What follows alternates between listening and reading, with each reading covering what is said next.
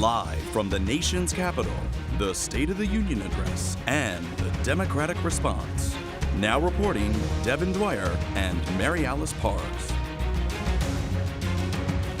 Hey, it's great to have you with us on this State of the Union night, this Tuesday night, a big moment here in the nation's capital, a national tradition, a moment to take stock in our politics, to take stock in the state of our communities, our homes, our families, and also, of course, the Congress and the President. Mary Alice, this is a big moment for President Donald Trump. The second time that he's delivering a State of the Union, the first time he's delivering a State of the Union to a divided Congress. Those Democrats are going to be looking on tonight in a big way. Right, tonight will be a striking tableau of divided government as the Democratic Speaker Nancy Pelosi welcomes the president to her house, the People's House. But obviously, Democrats took control in November when they won 40 seats. So the first time the president will be facing a Democratic chamber. But interesting, the first time any president will face such a diverse crowd, such a diverse chamber, a historic number of women, 102 women just in the House alone, 89 of them Democrats, only 13 female Republicans. But I'm struck by this, too. Of those 89 Democratic women, 42 women of color. We're just expecting such incredible pictures from tonight. The most diverse Congress in U.S. history. It's really something. When we were up on Capitol Hill earlier today, Mary Alice, you could feel the energy, and a lot of this not only in racial diversity, gender diversity, but we also have diversity in age, a striking number of millennial members of Congress. We talked to Alyssa Slotkin of Michigan earlier today. She was excited about her first State of the Union address. A lot of the women tonight are wearing white, and you're seeing a live picture right now of the president's SUV, his the Beast, as we call it. I guess it's a limousine on steroids. It's waiting outside the south lawn of the White House to carry the president up to Capitol Hill.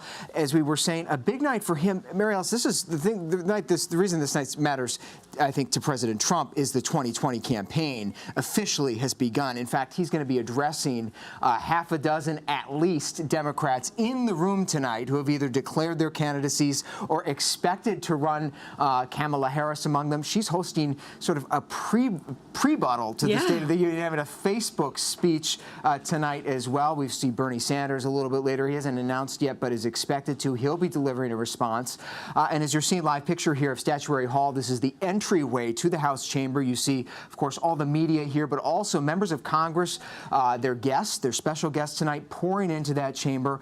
And hanging over all of this, Mary Alice, is the clock ticking down to yet another possible government shutdown. We have 10 days of government funding left right now on the clock. A lot of these members we heard from today, a lot of our viewers still very much remember the painful 35-day historic record government shutdown that delayed this State of the Union. Well, tonight, the 10 days before it runs out again is looming large. You know, this was the president that famously said while campaigning that he alone could fix problems facing this country. And yet, obviously, tonight, a reminder that it's really helpful to have Congress on board. He learned that the hard way with the first government shutdown when Nancy Pelosi and he went toe-to-toe over funding for a wall. And you're exactly right. He needs Congress on board, whether or not they reach a deal or they send something to the White House. Congress is going to have to approve some kind of funding to avoid another government shutdown in just a few days. And the White House telling us today the president very excited about taking the platform. We know he loves to speak in prime time, and on his mind has to be this number. The latest polling from ABC News and the Washington Post finds that this president is going to take the podium tonight inside the House chamber with the lowest approval rating of any American president in modern history at the two-year mark. I think we have the numbers. 37% approve of Donald Trump's handling of the presidency. 58% disapprove. Remarkably low number. And just take a look at this number, Mary Alice. You were talking about women tonight, the importance of women's issues. Take a look at his approval among women. A stunning just 27%, 37%. I think it's actually 27% of women approve of his job performance right now. That's quite something as he heads into a 2020 campaign. Our Mary Bruce is up on Capitol Hill. She's in Statuary Hall right now, joins us live. Mary, set the scene for us. What's happening as we see with the picture playing up behind you? Well, actually, right now I'm watching what appears to be the vice president and the leaders of Congress walking in. I just spotted Mitch McConnell, Chuck Schumer, everyone coming through Statuary Hall, making their way there to the floor of the chamber. And as you've been discussing, guys, this is a very different crowd for the president tonight. Of course, the first time he will be giving a State of the Union, speaking before a divided Congress, but before a sea of opposition. So many of them, of course, are eyeing a presidential run, as you mentioned, Devin. Also, of course, the new generation of Democrats that the president will be speaking before. We've been seeing and talking with so many of them today. There is a sense of excitement for many of these new members here. Of course, this is their first chance to see a State of the Union, but the president is also facing, so many of these members that won in the backlash of the midterms, the backlash to his administration. It will be so interesting to see how the president, what tone he takes as he is facing such a remarkably different crowd. We're always watching the crowd very carefully during these speeches to see when people are applauding, when they're raising their eyebrows. The president is used to getting a lot of applause in this speech. That is not going to be necessarily the case. I think he will still, of course, hear plenty of cheers, see plenty of members on their feet, but the president should also be bracing for a fair amount of stony silence as well from so many of these Democrats. Well, it'll be fascinating, too, if any Republicans don't applaud on expected applaud lines. I mean, Mary, you've been talking to Senate Republicans who've had choice words for this president in the last few days over foreign policy and even domestic policy with the wall. How do you think Senate Republicans feel going into tonight? Yeah, it is interesting, Mary Alice. We have been seeing an increase in pushback from a lot of Senate Republicans, especially over foreign policy. They've been quite vocal in their criticism of the president's decision to try and pull troops out of Syria, out of Afghanistan, and also, pushing back on the president and this possibility that he could still declare a national emergency to go around Congress and use other military funds to build his border wall. That is not a popular move here among even many Republicans. And it gets at this bigger sense that this speech tonight really is in many ways sort of the last best chance for the president to hit the reset button. This is the last time he may have such a solo captive audience in a sense, because of course 2020 is getting underway. You're seeing these cracks among some Republicans, and it is a chance for the president to try and sort of start fresh, set a new tone. The question up here is always, how long does that last? Because we've heard this before from the president, where he's come here to Capitol Hill, made appeals for unity, called for bipartisanship, hit on some of those areas where the parties can work together.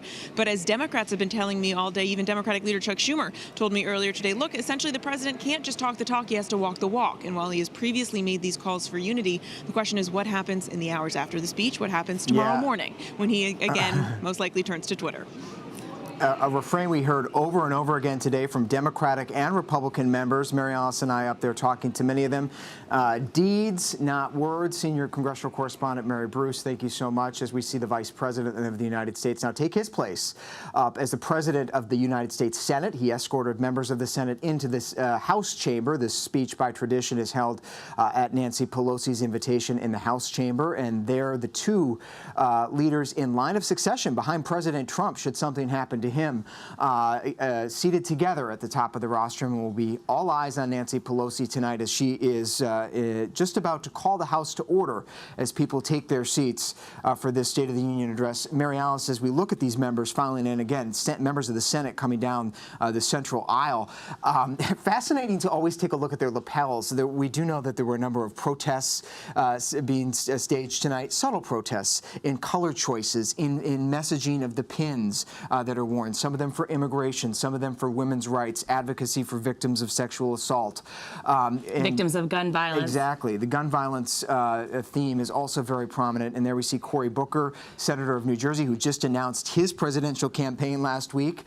He among those. And here we have Congresswoman Ilhan Omar, who made history by changing the rules in the House so that she could wear her hijab. She is a trailblazer and a rising star in the Democratic Party. And so we'll continue to watch these members come in now as Nancy Pelosi does gavel us into session here. And we're counting down to the 9 o'clock Eastern start time of the State of the Union address. We want to bring in now one of our good friends from 538. Claire Malone joins us. She's been taking a look at the numbers of years past, the impact State of the Unions can have on presidential approval ratings. Also, studied the Nielsen ratings and other things. Who's actually watching the State of the Union tonight? Let's bring in Claire Malone. She's with us in New York. Claire, let's start with the poll numbers. Mary Alice and I just talking about the president's record low poll numbers coming into this speech. You've sort of done an analysis here. Does the State of the Union have any impact? Can it have any impact on the president's popularity, on his approval rating? Well, history tells us that it probably isn't going to have that big of an impact on his approval ratings. You see sort of marginal bumps for a president either approve or disapprove after State of the Union. And just to interrupt you for just a second, Claire Malone, as we see live picture of President Trump now getting in the Beast on the south lawn of the White House for the drive across Pennsylvania Avenue with a wave there. We know that he's been spending several hours the past couple of days rehearsing the speech with teleprompter and some of his closest aides in the map room at the White House. He's been carefully crafting this speech with Stephen Miller, his closest foreign policy advisor, domestic policy advisor rather, and someone who's a bit of a hardliner on immigration, and we'll have much more to say about immigration, that being a central focus of this speech, hanging over those discussions. But let's get back to Claire Malone at 5:38. Claire, you were just beginning to tell us that you have looked at the history, and what does that tell us about the impact the State of the Union can actually have on a president's poll numbers? Yeah, the State of the Union doesn't have as big an impact as you might think. It usually has kind of a negligible, marginal effect. Something like a political convention speech is much more likely to see a candidate or a president have a bump in approval. The State of the Union is kind of, it's not going to make all that big of a difference in Trump's approval rating, which isn't doing all that well right now. Yeah, and who normally watches? We've heard in the past that the audience can swing dramatically depending on who's in office. Is that true? Yes. Chances are, if you're watching the State of the Union right now, you're more likely to be a Republican. It's usually partisans who watch the State of the Union. So if it's a Republican president, you're going to have greater Republican viewership. If you're going to have a Democratic president, there's going to be greater Democratic viewership. It's a little bit of a cheer on the captain of the team sort of event. That is so interesting. But I have to say, Devin, it is also just interesting to see these faces. Right there, we just saw Senator Elizabeth Warren of Massachusetts, who also has announced an exploratory committee looking for a run for president. Right there, Kirsten Gillibrand, who has said that she's in for the long haul and running for president. It is fascinating that they are all already challenging the man sitting in the White House while they sit there in the chamber tonight and watch him deliver this address. And we're seeing a sea of white out there among these women, and a number of them tonight did so in honor of the suffragettes. We saw them taking pictures as a group, and you're starting to see it there. And there's Kirsten Gillibrand again. But Claire, give us your prediction tonight to go back to what this might mean for President Trump. This speech. You took a look at what happened last year. He went into the speech with a decent approval rating in our ABC News Washington Post poll. He got a little bit of a bump by your analysis, but there hasn't always been a bump for presidents coming out of this. No, there hasn't, and I'm kind of, I'm sort of skeptical to think that he might get a bump. I think he's really coming off of a precipitous dive in his approvals, and I think he's going to lay out a lot of policy proposals tonight. We've also found that presidents lay out tons and tons of policy proposals in these speeches. Within a year, a lot of these proposals aren't passed. So it's kind of be his chance to sort of say, look, I'm hitting the reset button. Let's talk about unity. But we also have the notion of another shutdown kind of looming in the back of everyone's mind. So not sure where his approval rating is going to go after this one. Yeah, a lot of people have their opinions baked in ahead of this speech. People dug in their corners in this country. We see that in the polling. We hear it anecdotally as well. Claire Malone with 538. Thank you so much. And as you were alluding to, Claire, the issue at the center of this speech, really setting the stage for this moment in time, is the issue of immigration and what's going on our southern border. It's great to have Maria Praley here with us again this year. You were with us last year at the Hawk and Dove. Great to have you back. Now you are, we should say, an advocate with Forward.us, which is a bipartisan immigration advocacy group, but you're also a dreamer. I am. Your family is from Peru, and you've been in the country for about 10 years now? 20 years? 20 years? Yes. Okay.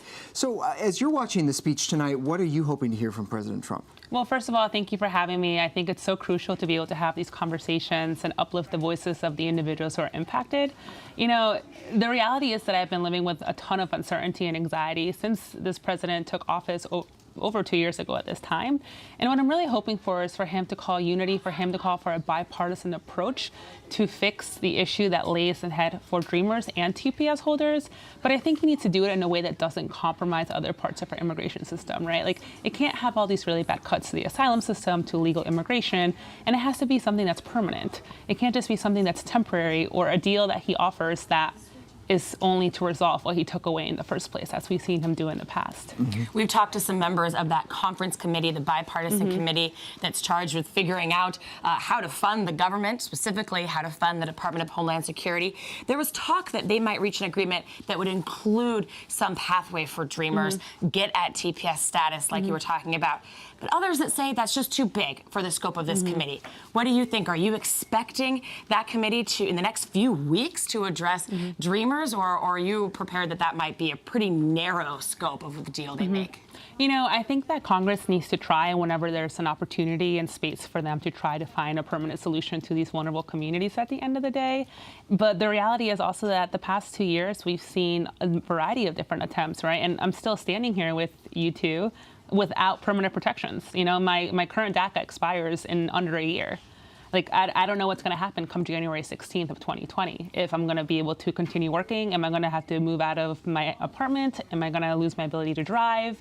And the reality is that for a number of years now, I've been living with this uncertainty. So the past 2 years, and even today, it's kind of just an emotional roller coaster, seeing what the president's going to say, seeing what members of Congress are going to say, but really putting the ball in their court. And waiting for the president and members of Congress to reach an agreement and pass permanent protection. Maria Praley, thank you so much for coming in. We know you're sticking around so we can hear from you and get your perspectives on the tail end as well. As we see now a live picture of Lindsey Graham talking with Mitch McConnell, the Senate Republican leader. We also saw there that most of the members are now entering into the chamber. We're getting closer to that 9 o'clock start time for the State of the Union. Want to get a little bit of a different perspective now on the immigration issue as we head into tonight, with that expected to be a significant portion of President Trump's second State of the Union address. And I want to go now live to Antelope Wells, New Mexico, where we're joined by Chris Massey. He's a farmer been in the town since the 1940s. His family has been there since the 1940s. He farms alfalfa, Bermuda grass, among other things, and has seen and experienced firsthand the issue of illegal immigration at the border. Chris, great to see you. Thank you for joining us here on ABC News Live. As you await the president tonight, what are you expecting? What are you hoping to hear from him? Well, thank you for having the opportunity to talk to you guys tonight. I appreciate that. And tonight I'd like to see President Trump come out with a concrete plan, step by step, what he wants to do, how he's going to make Congress and Senate work together with him to address these issues that we have down here on the border. These issues are serious and we need help. And we'd like to see President Trump and members of Congress work together to come up with a bipartisan solution to fix these problems that we're dealing with daily down here. And where do you stand on the idea of a wall? Is that a must-have in your mind? In my opinion, yes. I don't know that it necessarily has to be a wall, but it has to be a physical barrier that slows down or impedes the illegal immigrants. We're being overrun down here in our little area in Hidalgo. They're catching many, many large groups of 100 or more people, and it's overwhelming our system down here.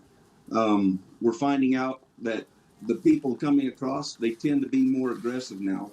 And we're dealing with more home invasions, more pickups stolen, more vehicles stolen, different things like that. And there needs to be a solution. It needs to be a bipartisan solution. But in order to have bipartisanship, everybody's got to come to the table. It can't just be President Trump trying. Everybody has to try. Chris Massey joining us from Antelope Wells, New Mexico. We appreciate your perspective, Chris. We know you're going to stand by and join us after the speech for some reaction as well. Thank you so much for that. Meanwhile, guys, we've just seen House Speaker Nancy Pelosi gavel in now the joint session of Congress. We see the Vice President speaking, getting ready now to welcome the President into the chamber. And again, seeing the guests stream into the upper tiers there of the House chamber. We saw Jared Kushner entering in, among others in the Trump family. Also, some of the special guests that the White House has invited, including a sixth grader, Joshua Trump, who is not related to the president, but the White House says has been bullied because of his name. Will be interesting to see how he's referenced. And we're just learning now, just some breaking news, that the White House has indicated who their designated survivor is, the member of the Trump cabinet that will not be in the chamber. It's Rick Perry, the Energy Secretary. He is not in attendance tonight if, God forbid, the worst case scenario happened. So we will know that Rick Perry will be standing by. But part of the reason there was so much discussion about this today, Devin, was because so many members of the president's cabinet not yet confirmed by the Senate. A really high number of those serving in an acting capacity, and that made them not eligible to be the designated successor. And it really goes to show just how much this president still needs this chamber, both chambers. He needs the Senate to get on board and confirm his nominees so that he can have a seated full cabinet this year. And we're just learning that the president's motorcade has arrived at the United States Capitol, so expecting him any moment now. There we see Tiffany Trump, the president's youngest daughter, who has been quite a bit out of the spotlight since graduating from business school, but there she is, along with Lara Trump, who is heading up the Trump campaign. And we are happy to be joined now by the king of State of the Union color, Rick Klein, who has covered many a State of the Union, and ABC News political director. Rick, give us your big picture take on what you are watching for tonight. And, you know, this has sort of lost some of the novelty of a first State of the Union for Donald Trump, the excitement. Everybody was sort of hoping to see what he would do in the chamber. But now, you know, we kind of know what we're getting with Donald Trump. And so I think that's sort of rubbed off. But what are you watching for tonight to see make this distinctive? We're at the midterm, and you can't start over when you're halfway through your term. And there's no member of Congress in that chamber that's going to hear those calls for bipartisanship and unity and say, okay, this is Trump. Okay, we get it now. If you're not going to buy it before, you're not going to start buying it now. Right. And most members of the public are the same way. People have made up their minds about President Trump. That doesn't mean he can't start a new conversation. That doesn't mean he can't turn over a new leaf. But it does mean that there's a limited bandwidth you have in terms of how you're able to define yourself to the American people and to the Congress. We are in a moment right now. We just came off the longest shutdown in the history of the United States. We were only 10 days away from another potential shutdown. We know that the bipartisanship doesn't really last beyond an evening like this, and I don't think there's going to be much hope for that beyond that.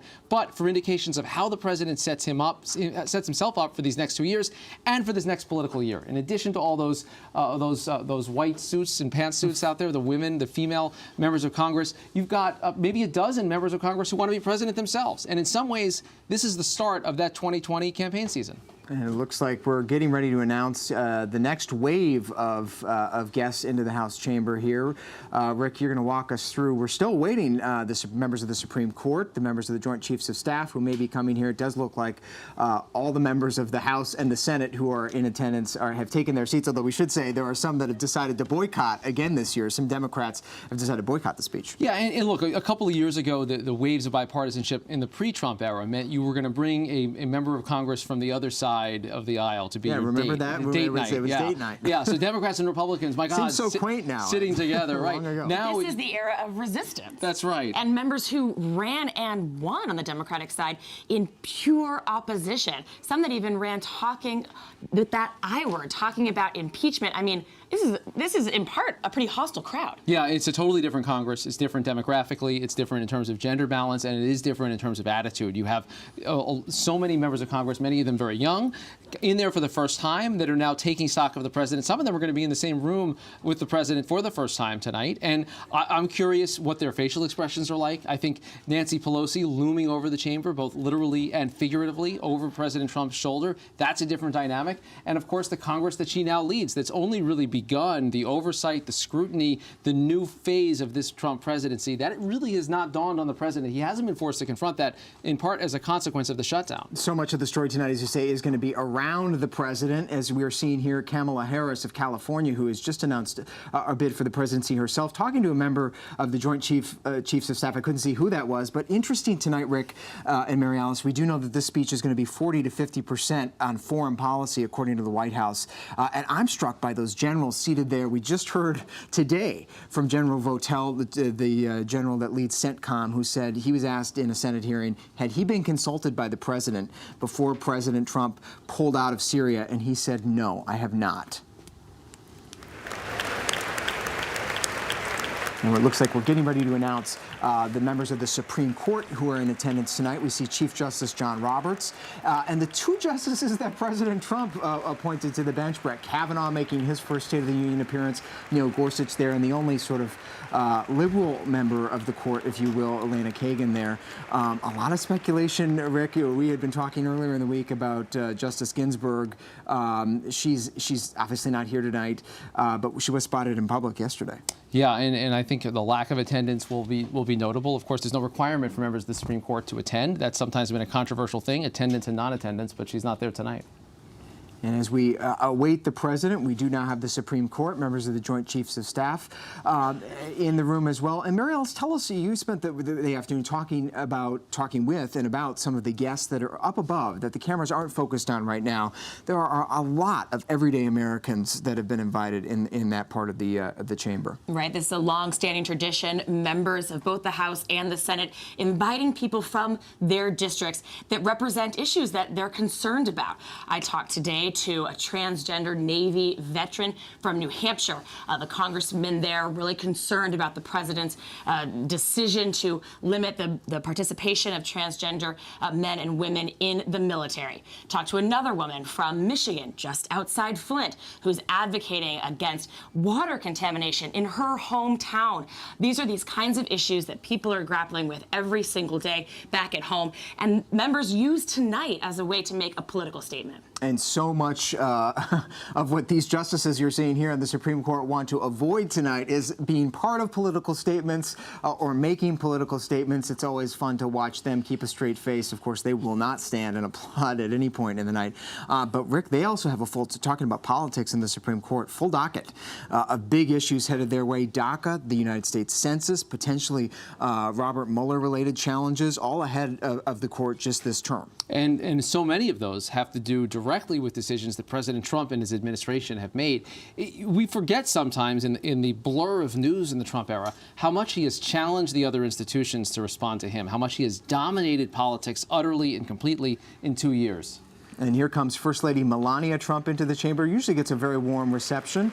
I would expect the president to give a nod to her Be Best initiative. Let's take a listen to the applause she's giving now.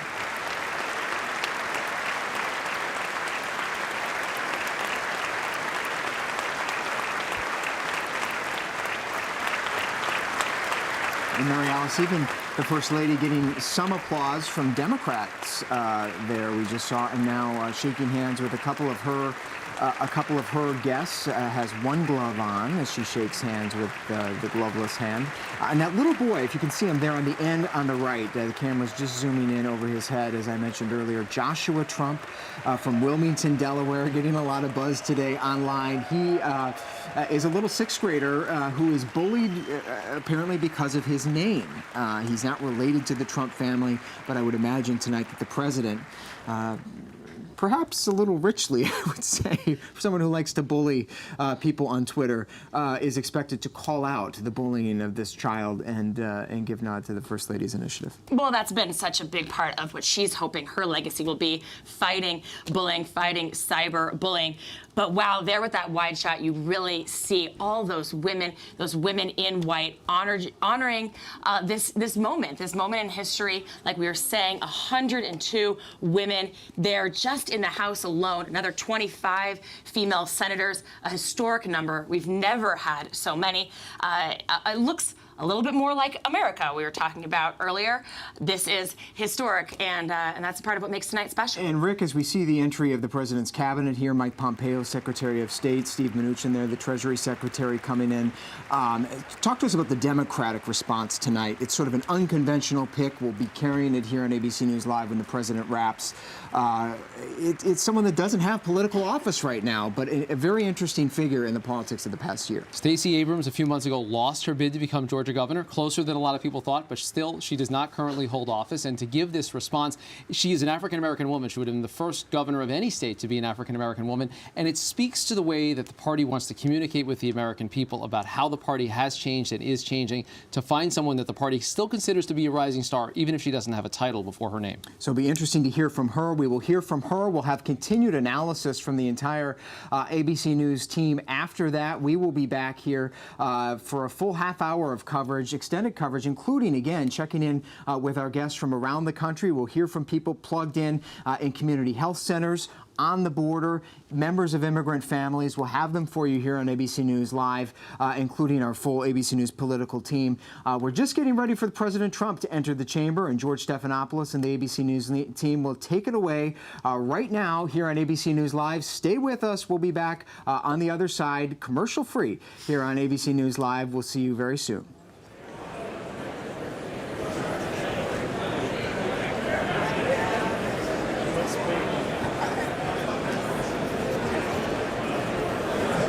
Live look inside the U.S. Capitol, where just moments from now, President Trump will deliver his State of the Union.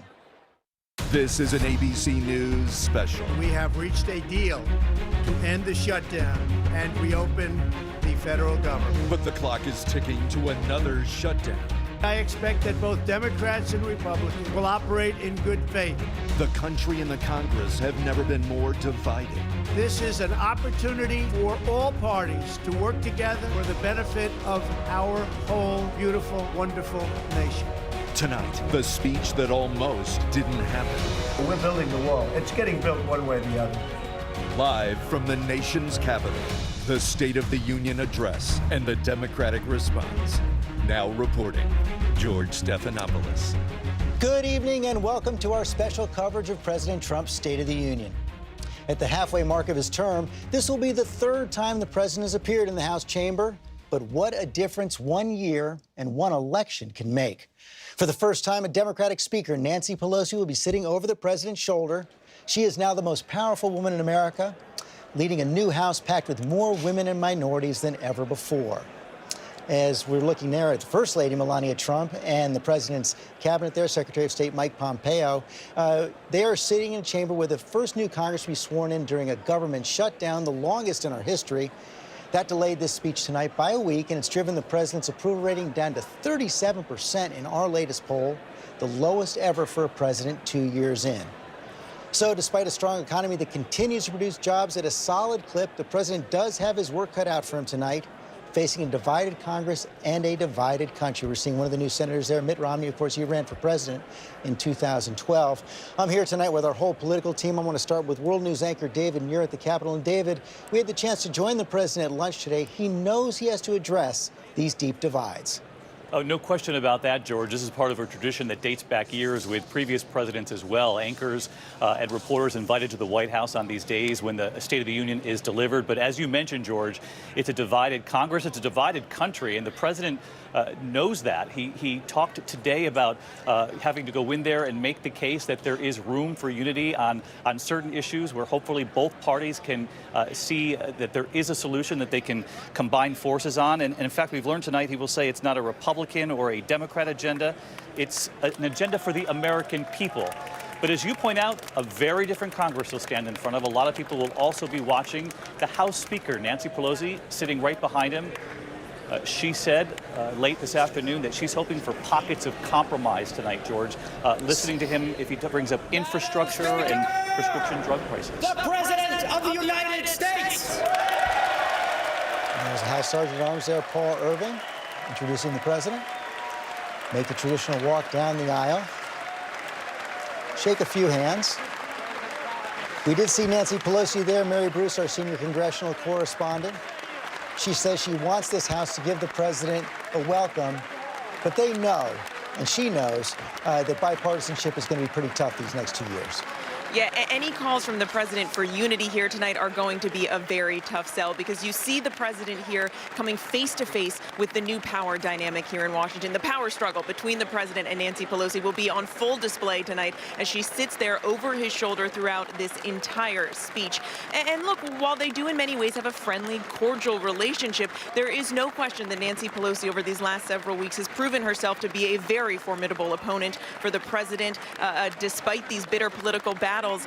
She's shown she knows how to work the system. She knows how to best the president. I mean, just think about the fact that this speech wasn't even supposed to be happening tonight. It was supposed to happen a week ago. But the president then gave in to Nancy Pelosi's request to postpone the speech because of the shutdown fight. And there is no question that the president and this Congress are off to a very rough start. It's going to try to smooth things over here tonight, but it is a big question whether they're going to be able to make any headway or move the needle here at all, George. It wasn't guaranteed that she was going to become Speaker of the House even after the Democrats' victory, but she united her caucus and proved herself in that first confrontation with President Trump. John Carl, also our chief White House correspondent, also in the chamber there. We know the president enjoys this. We're not exactly sure how he's going to handle Nancy Pelosi tonight. Sure, George. And by the way, it was notable watching inside the chamber how almost all of the Democrats, the majority of Democrats, would not applaud as the president came in the chamber. That is just something you do not see in a State of the Union address. But, George, I'm told the president's theme here is unity, reaching out to Democrats. And yet, today, there has been a debate all day in the West Wing about whether or not the president would congratulate Nancy Pelosi on becoming Speaker at the top of his speech. I was told there were versions of the speech today that had the congratulations in there and a version that did not have the congratulations in there. So for one key as to how far this message of unity will go, listen right now to whether or not the president will congratulate Nancy Pelosi. The president will hand the vice president a copy of the speech. Will hand the House Speaker, Nancy Pelosi, a copy of the speech as well. There's the handshake for both. Chief Global Affairs anchor Martha Raddatz. We saw the president greeting the members of the Joint Chiefs. He always talks about my generals, not as many right now. Well, he only has generals left who are on active duty now, George. General Mattis, Secretary Mattis is, of course, gone. John Kelly is, of course, gone as well. But you saw Joe Dunford down there, the chairman of the Joint Chiefs, and Mark Milley, who's the chairman of the Army, the chief of staff of the Army, who will take over for Dunford. President acknowledging the cheers right now. Now we see most of the House and Senate rising. Bernie Sanders, of course, he's looking at a presidential race again.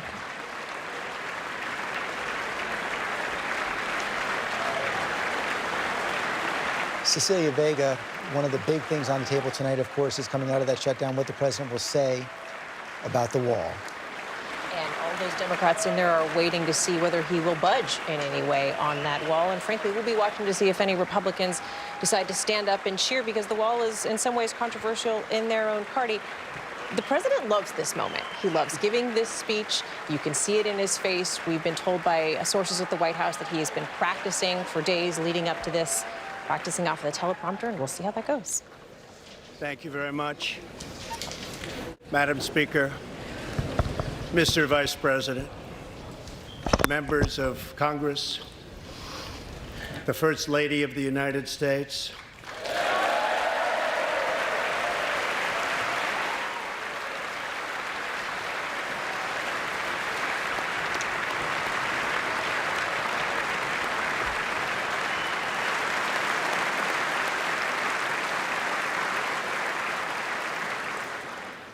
and my fellow Americans. We meet tonight at a moment of unlimited potential. As we begin a new Congress, I stand here ready to work with you to achieve historic breakthroughs for all Americans.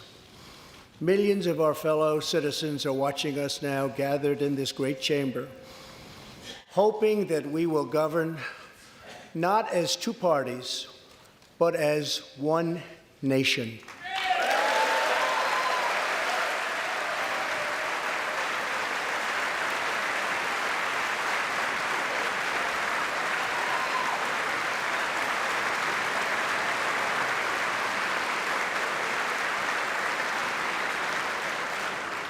The agenda I will lay out this evening is not a Republican agenda or a Democrat agenda. It's the agenda of the American people. Many of us have campaigned on the same core promises: to defend American jobs and demand fair trade for American workers, to rebuild and revitalize our nation's infrastructure, to reduce the price of health care and prescription drugs, to create an immigration system that is safe, lawful, modern, and secure, and to pursue a foreign policy that puts America's interest first. There is a new opportunity in American politics if only we have the courage together to seize it.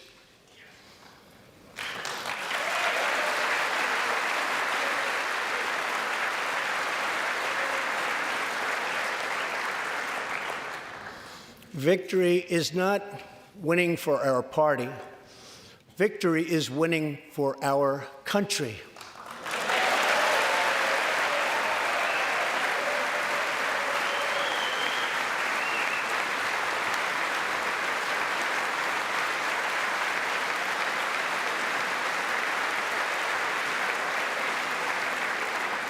This year, America will recognize two important anniversaries that show us the majesty of America's mission and the power of American pride. In June, we mark 75 years since the start of what General Dwight D. Eisenhower called the Great Crusade, the Allied liberation of Europe in World War II.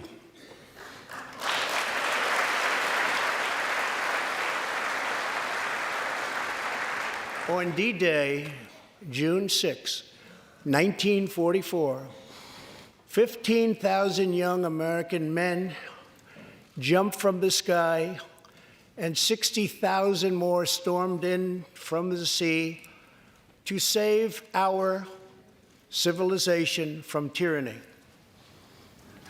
Here with us tonight are three of those incredible heroes. Private First Class Joseph Riley, Staff Sergeant Irving Locker, and Sergeant Herman Zaitchik. Please.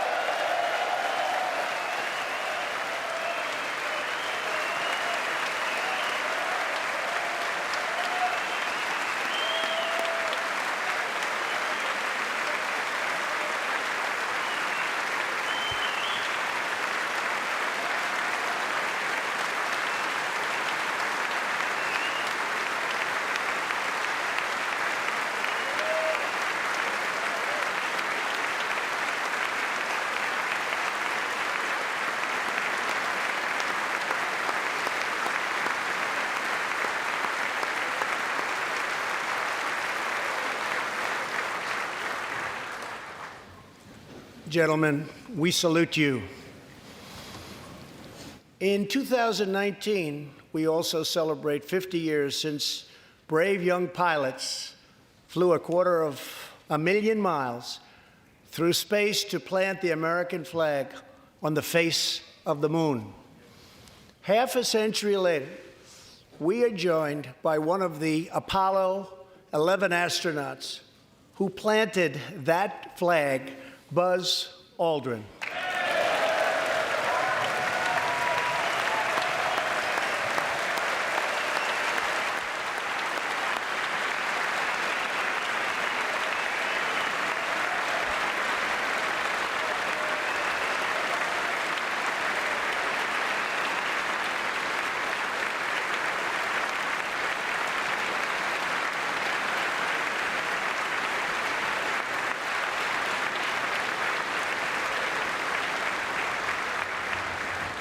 Thank you, Buzz.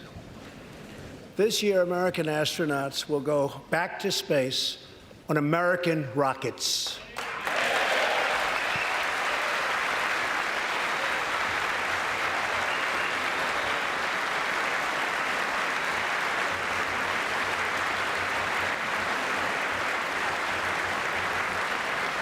In the 20th century, America saved freedom, transformed science, redefined the middle class, and when you get down to it, there's nothing anywhere in the world that can compete with America.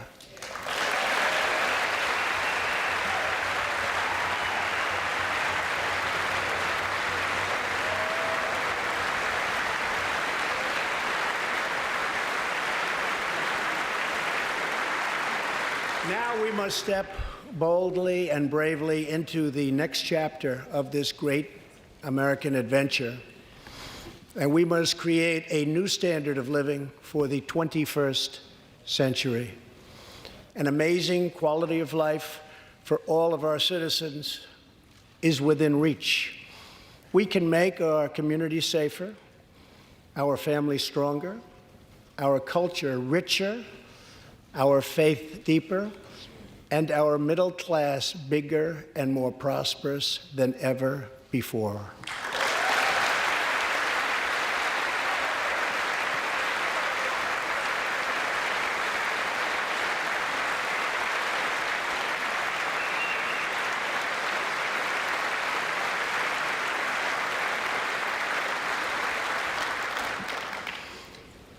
But we must reject the politics of revenge, resistance, and retribution, and embrace the boundless potential of cooperation, compromise, and the common good.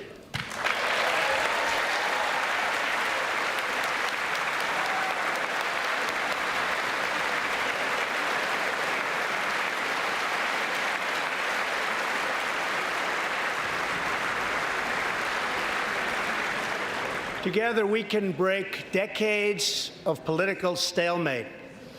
We can bridge old divisions, heal old wounds, build new coalitions, forge new solutions, and unlock the extraordinary promise of America's future. The decision is ours to make. We must choose between greatness or gridlock, results or resistance, vision or vengeance, incredible progress or pointless destruction. Tonight, I ask you to choose greatness.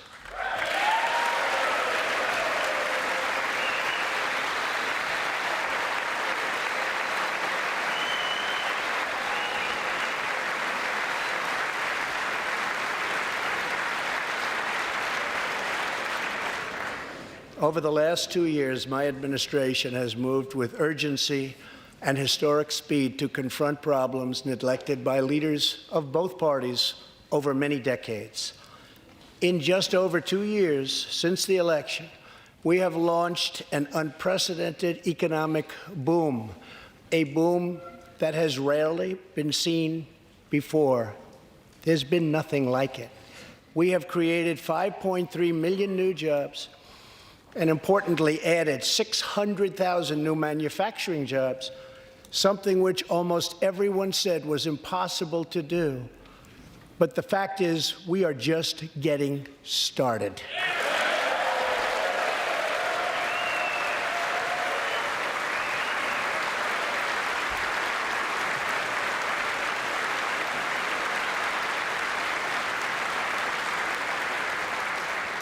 Wages are rising at the fastest pace in decades and growing for blue-collar workers who I promised to fight for.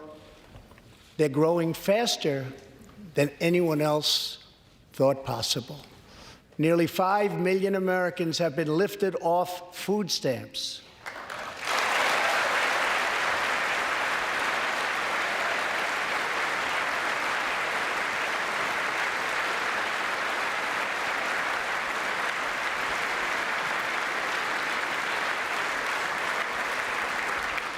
The U.S. economy is growing almost twice as fast today as when I took office. And we are considered far and away the hottest economy anywhere in the world, not even close.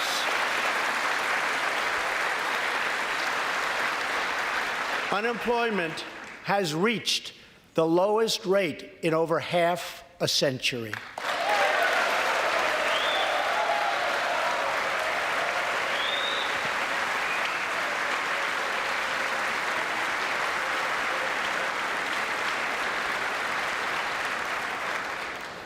African American, Hispanic American, and Asian American unemployment have all reached their lowest levels ever recorded.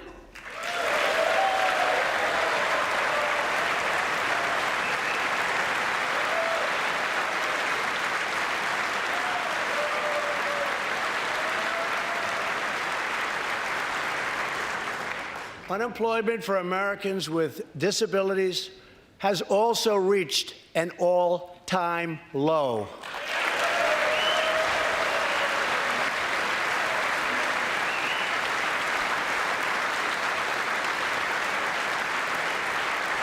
More people are working now than at any time in the history of our country. 157 million people at work.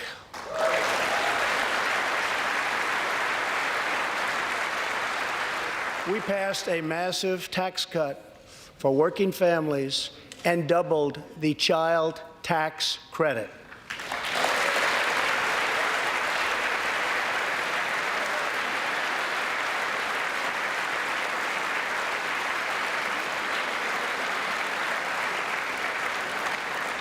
We virtually ended the estate tax, or death tax, as it is often called, on small businesses, for ranches, and also for family farms.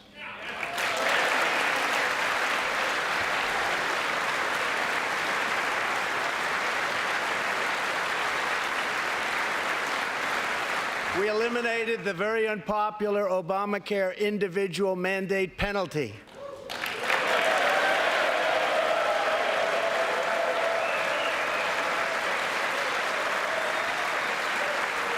And to give critically ill patients access to life-saving cures, we passed, very importantly, right to try.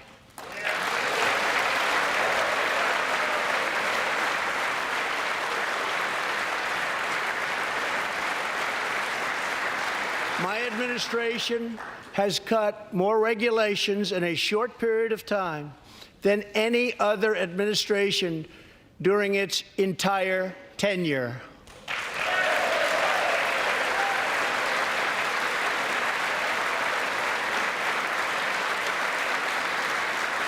Companies are coming back to our country in large numbers, thanks to our historic reductions in taxes and regulations.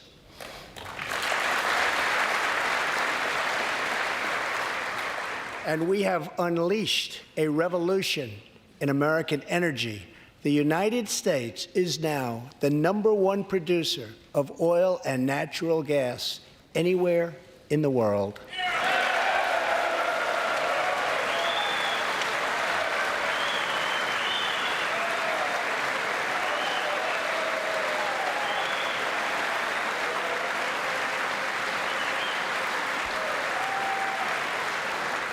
And now, for the first time in 65 years, we are a net exporter of energy.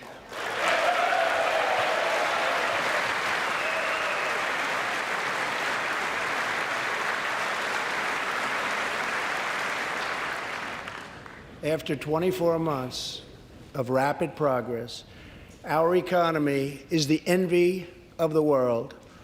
Our military is the most powerful on earth by far. And America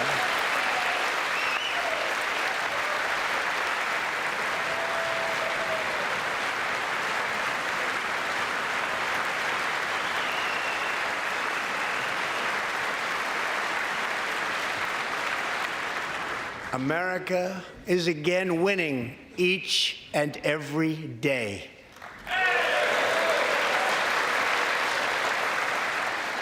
Members of Congress, the state of our union is strong.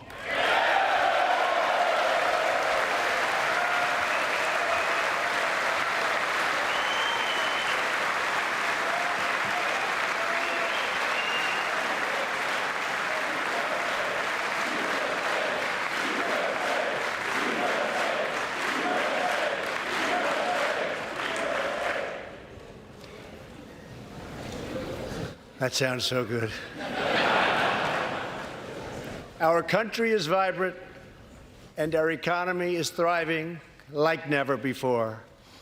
On Friday, it was announced that we added another 304,000 jobs last month alone, almost double the number expected.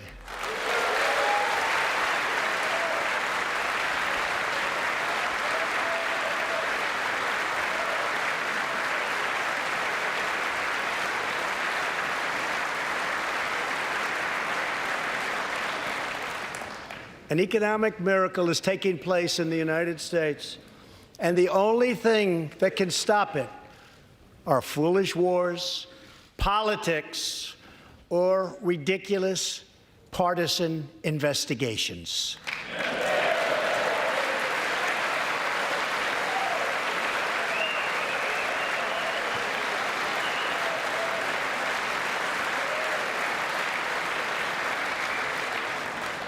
If there is going to be peace and legislation, there cannot be war and investigation.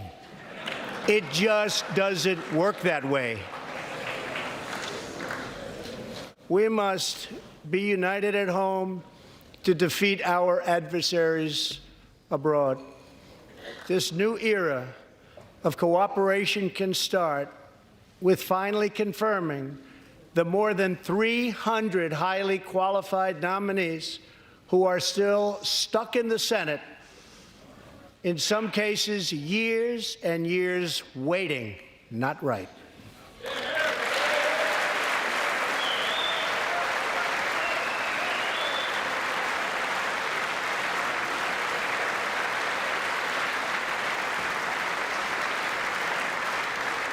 The Senate has failed to act on these nominations, which is unfair to the nominees and very unfair to our country.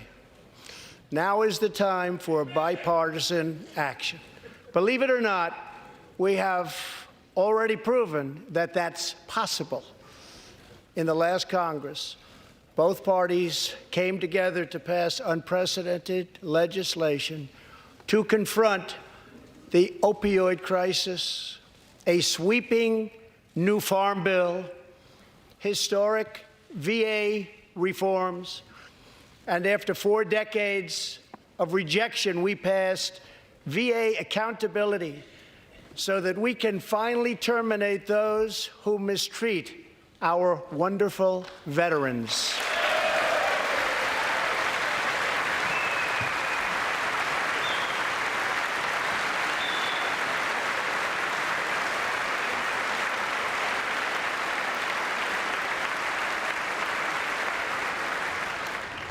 And just weeks ago, both parties united for groundbreaking criminal justice reform. They said it couldn't be done.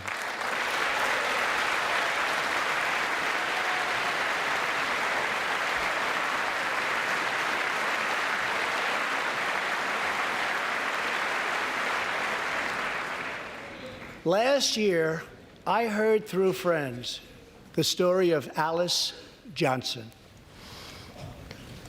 I was deeply moved. In 1997, Alice was sentenced to life in prison as a first-time nonviolent drug offender.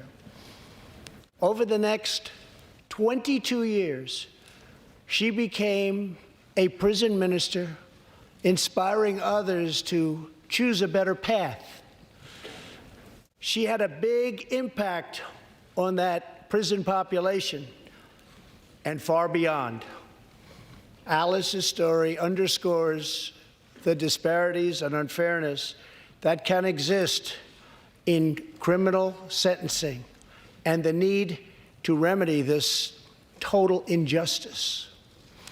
She served almost that 22 years and had expected to be in prison for the remainder of her life. In June, I commuted Alice's sentence. When I saw Alice's beautiful family greet her at the prison gates, hugging and kissing and crying and laughing, I knew I did something right. Alice is with us tonight, and she is a terrific woman. Terrific. Alice, please.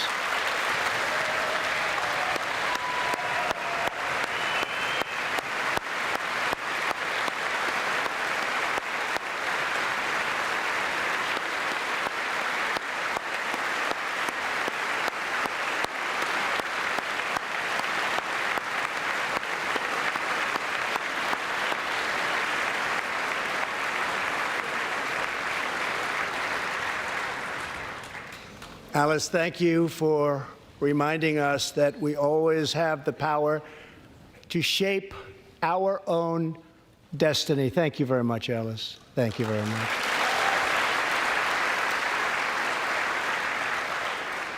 Inspired by stories like Alice's, my administration worked closely with members of both parties to sign the First Step Act into law.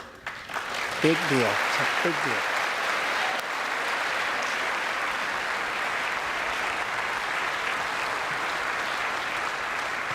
This legislation reformed sentencing laws that have wrongly and disproportionately harmed the African American community. The First Step Act gives nonviolent offenders the chance to re-enter society as productive, law-abiding citizens. Now, states across the country are following our lead. America is a nation that believes in redemption. We are also joined tonight by Matthew Charles from Tennessee. In 1996, at the age of 30, Matthew was sentenced to 35 years for selling drugs and related offenses. Over the next 2 decades, he completed more than 30 Bible studies, became a law clerk, and mentored many of his fellow inmates.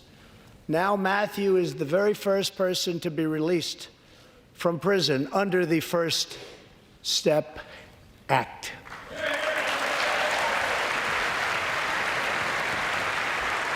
Matthew, please.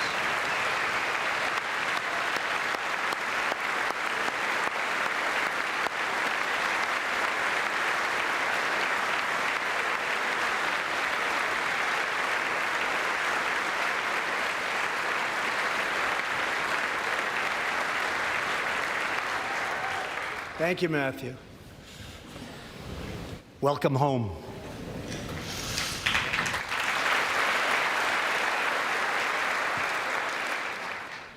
Now, Republicans and Democrats must join forces again to confront an urgent national crisis. Congress has 10 days left to pass a bill that will fund our government, protect our homeland, and secure our very dangerous southern border.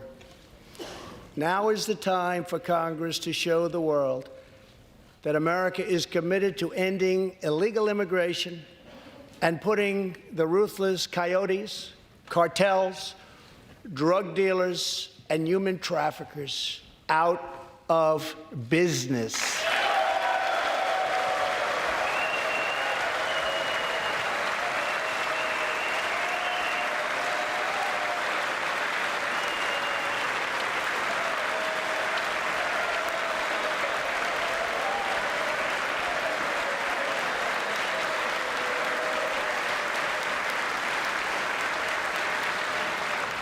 As we speak, large, organized caravans are on the march to the United States.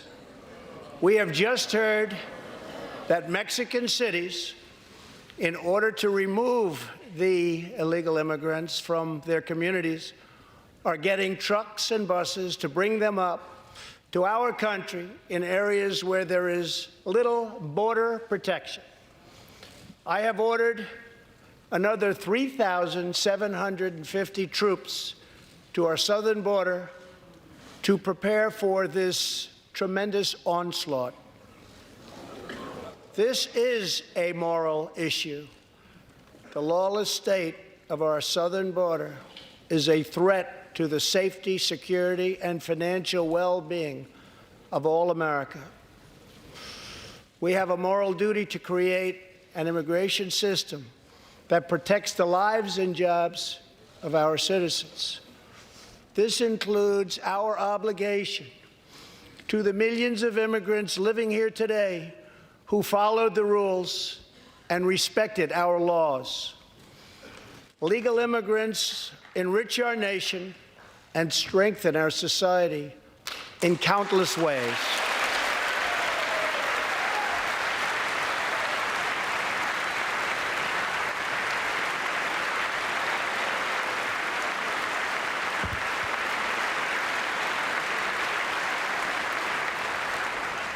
I want people to come into our country in the largest numbers ever, but they have to come in legally.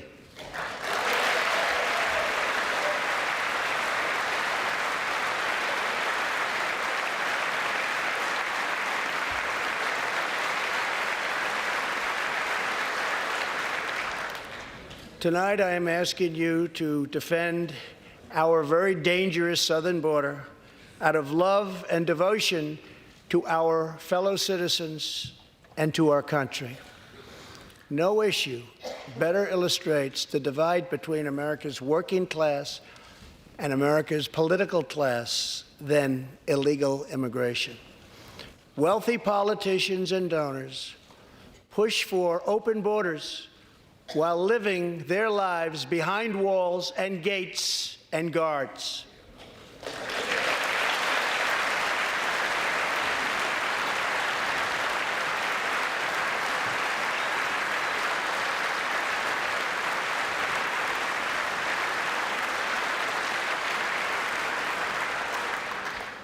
Meanwhile, working-class Americans are left to pay the price for mass illegal immigration. Reduced jobs, lower wages, overburdened schools, hospitals that are so crowded you can't get in, increased crime, and a depleted social safety net. Tolerance for illegal immigration is not compassionate. It is actually very cruel.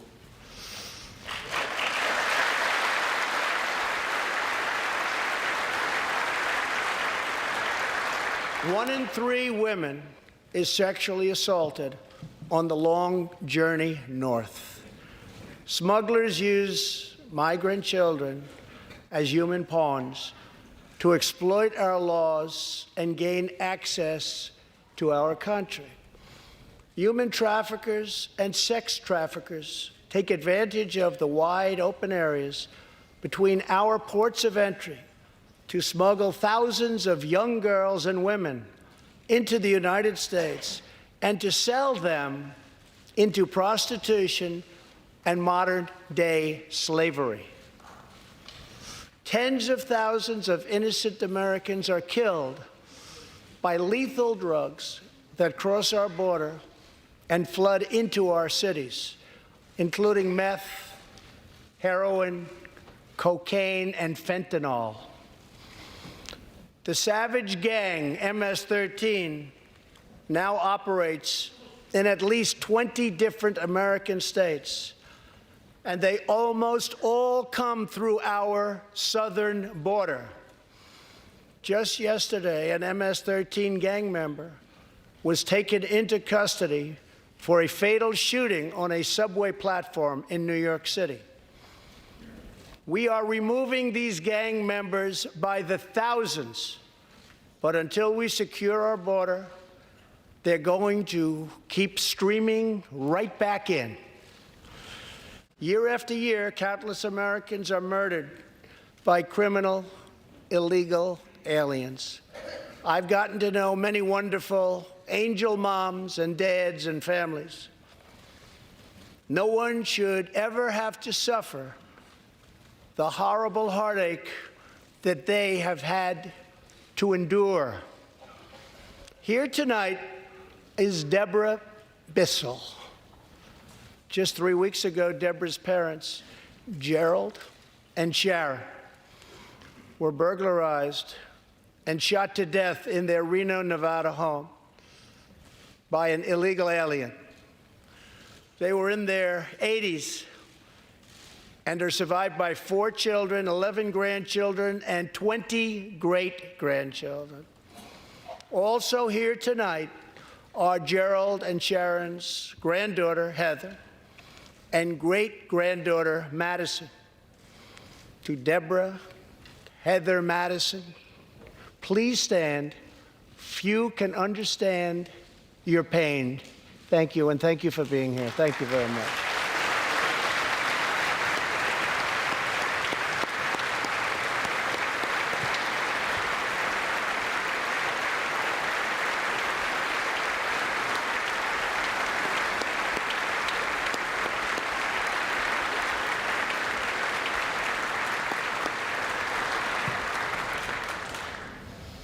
I will never forget, and I will fight for the memory of Gerald and Sharon, that it should never happen again.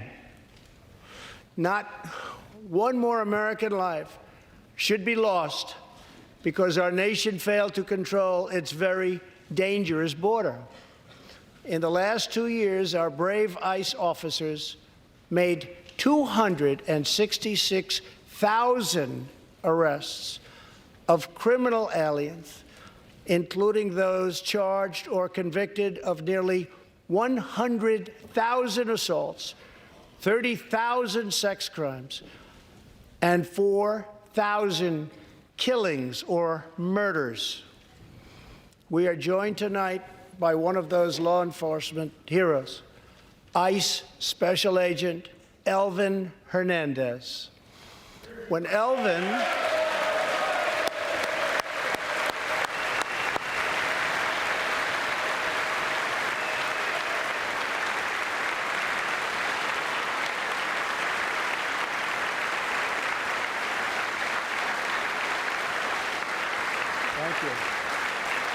When Elvin was a boy, he and his family legally immigrated to the United States from the Dominican Republic. At the age of 8, Elvin told his dad he wanted to become a special agent. Today, he leads investigations into the scourge of international sex trafficking. Elvin says that if I can make sure these young girls get their justice, I've really done my job. Thanks to his work and that of his incredible colleagues, more than 300 women and girls have been rescued from the horror of this terrible situation. And more than 1,500 sadistic traffickers have been put behind bars.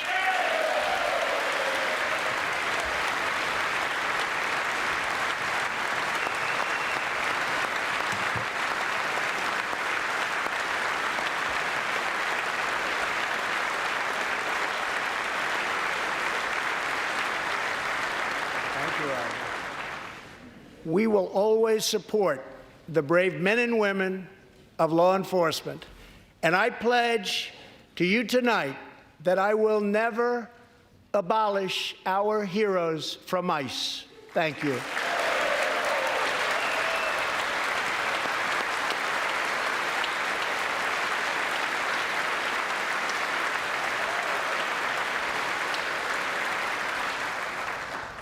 My administration has sent to Congress a common sense proposal to end the crisis on the southern border. It includes humanitarian assistance, more law enforcement, drug detection at our ports, closing loopholes that enable child smuggling, and plans for a new physical barrier or wall to secure the vast areas between our ports of entry. In the past, most of the people in this room voted for a wall, but the proper wall never got built. I will get it built.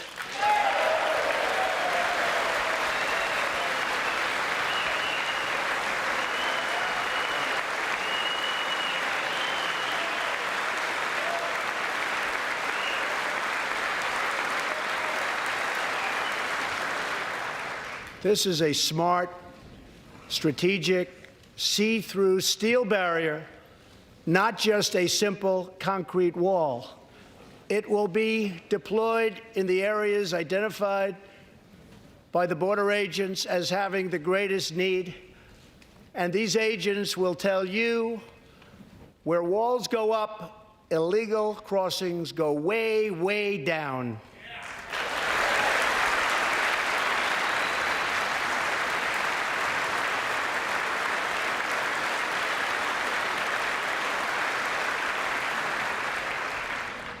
San Diego used to have the most illegal border crossings in our country. In response, a strong security wall was put in place. This powerful barrier almost completely ended illegal crossings. The border city of El Paso, Texas, used to have extremely high rates of violent crime, one of the highest in the entire country, and considered one of our nation's most dangerous cities. Now, immediately upon its building, with a powerful barrier in place, El Paso is one of the safest cities in our country. Simply put, walls work and walls save lives.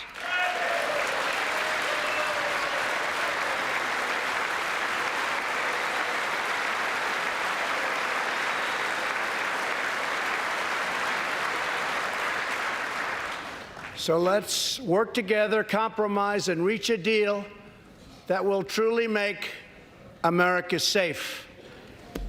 As we work to defend our people's safety, we must also ensure our economic resurgence continues at a rapid pace.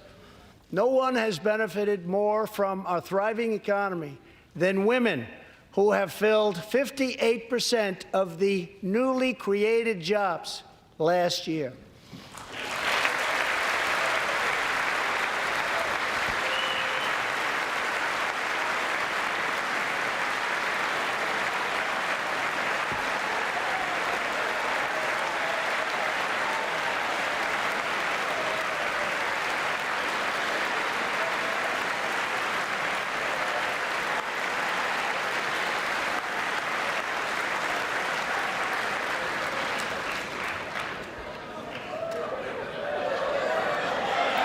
You weren't supposed to do that. Thank you very much.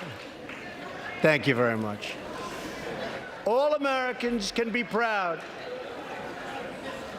that we have more women in the workforce than ever before.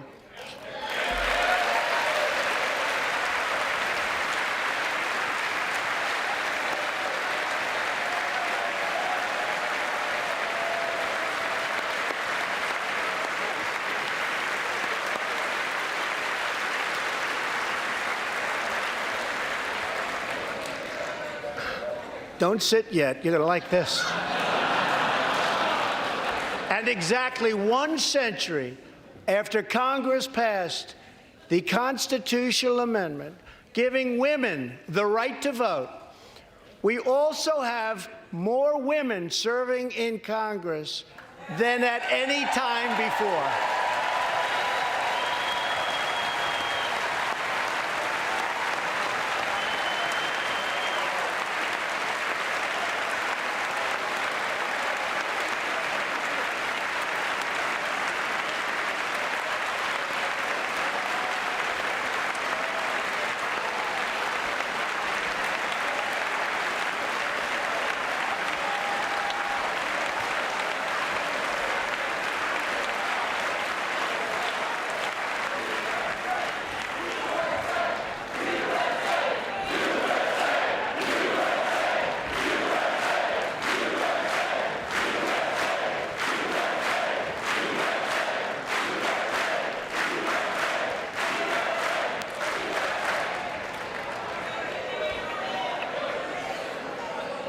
That's great.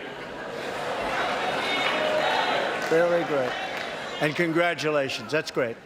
As part of our commitment to improving opportunity for women everywhere, this Thursday, we are launching the first ever government-wide initiative focused on economic empowerment for women in developing countries.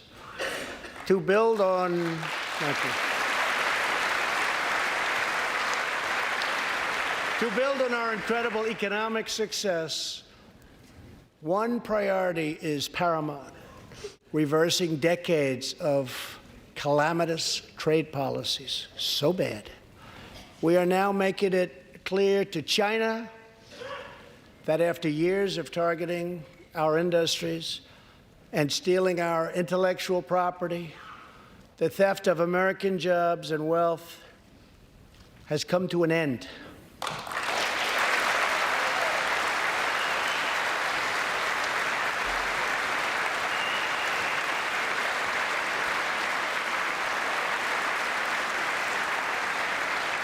Therefore, we recently imposed tariffs on $250 billion of Chinese goods, and now our Treasury is receiving billions and billions of dollars. But I don't blame China for taking advantage of us. I blame our leaders and representatives for allowing this travesty to happen. I have great respect for President Xi, and we are now working on a new trade deal with China. But it must include real structural change to end unfair trade practices, reduce our chronic trade deficit, and protect American jobs.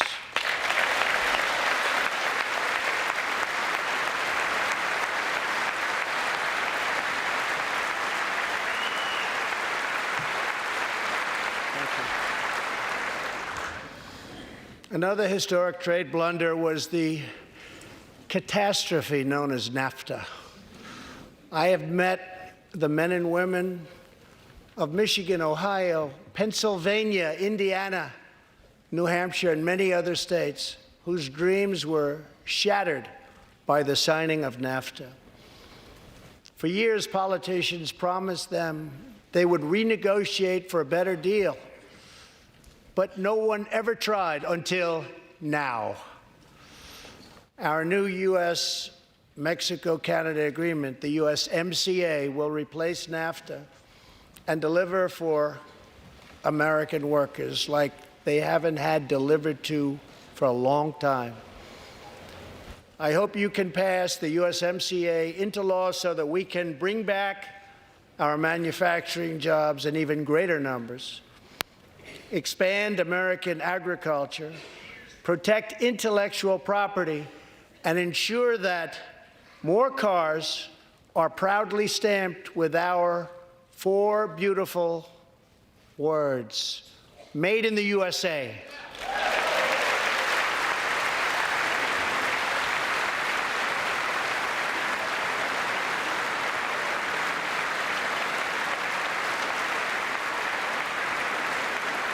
Tonight, I am also asking you to pass the United States Reciprocal Trade Act so that if another country places an unfair tariff on an American product, we can charge them the exact same tariff on the exact same product that they sell to us.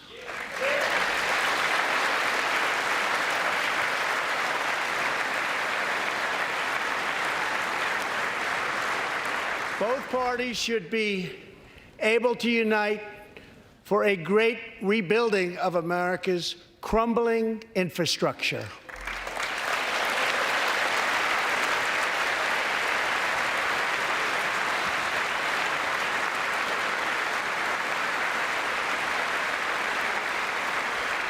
I know that Congress is eager to pass an infrastructure bill, and I am eager to work with you on legislation to deliver new and important infrastructure investment, including investments in the cutting-edge industries of the future. This is not an option. This is a necessity. The next major priority for me and for all of us should be to lower the cost of health care and prescription drugs, and to protect patients with pre-existing conditions.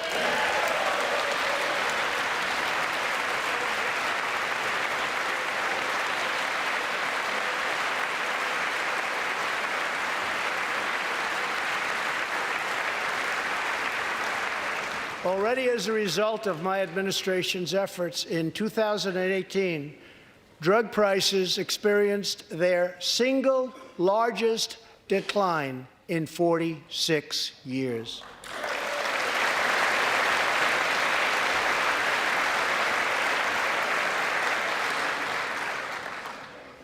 But we must do more. It's unacceptable that Americans pay vastly more than people in other countries for the exact same drugs, often made in the exact same place. This is wrong, this is unfair, And together, we will stop it, and we'll stop it fast.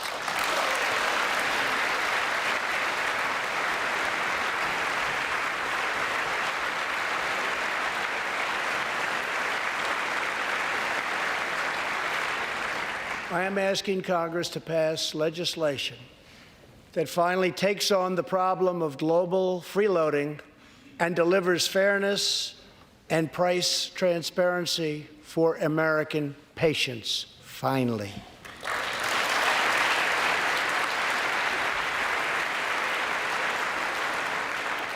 We should also require drug companies, insurance companies, and hospitals to disclose real prices to foster competition and bring costs way down.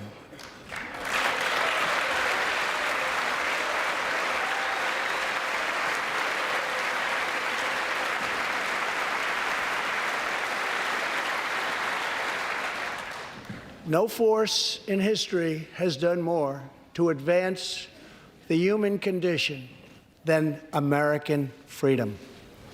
In recent years,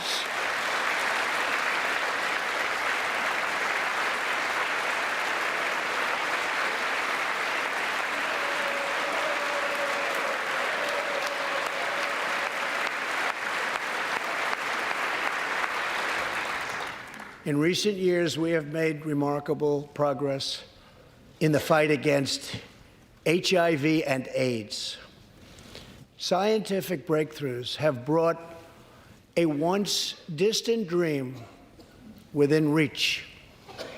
My budget will ask Democrats and Republicans to make the needed commitment to eliminate the HIV epidemic in the United States within 10 years. We have made incredible strides, incredible.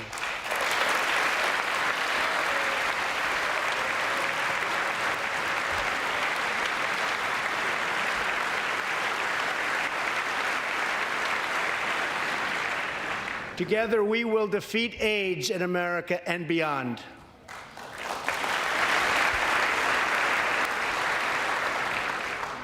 Tonight, I am also asking you to join me in another fight that all Americans can get behind, the fight against childhood cancer.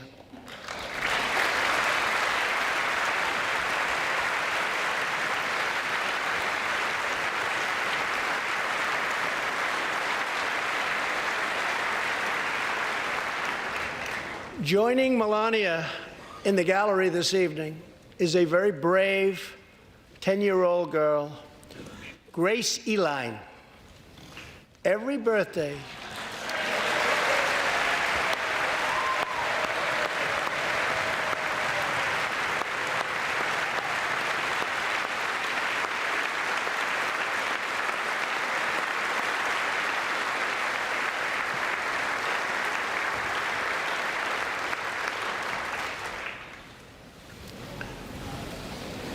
hi, Grace.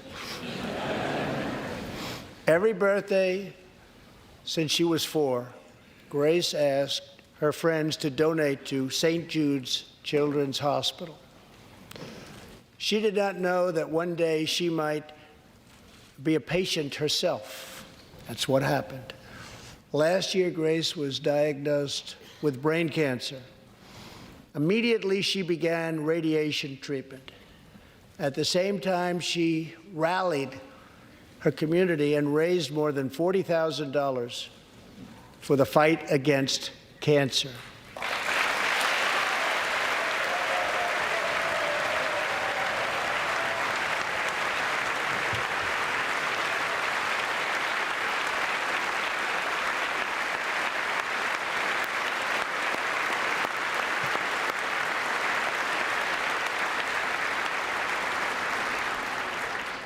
When Grace completed treatment last fall, her doctors and nurses cheered. They loved her. They still love her. With tears in their eyes as she hung up a poster that read, "Last day of chemo."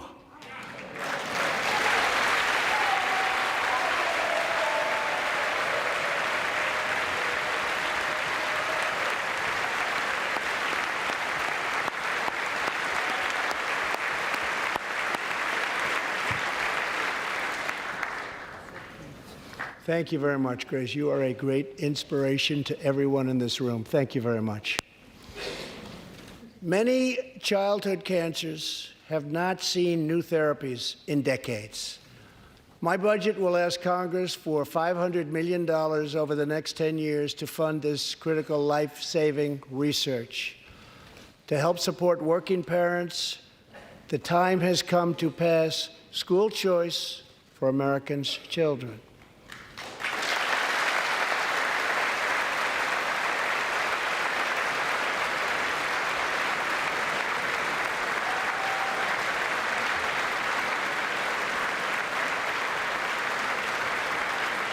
I am also proud to be the first president to include in my budget a plan for nationwide paid family leave so that every new parent has the chance to bond with their newborn child.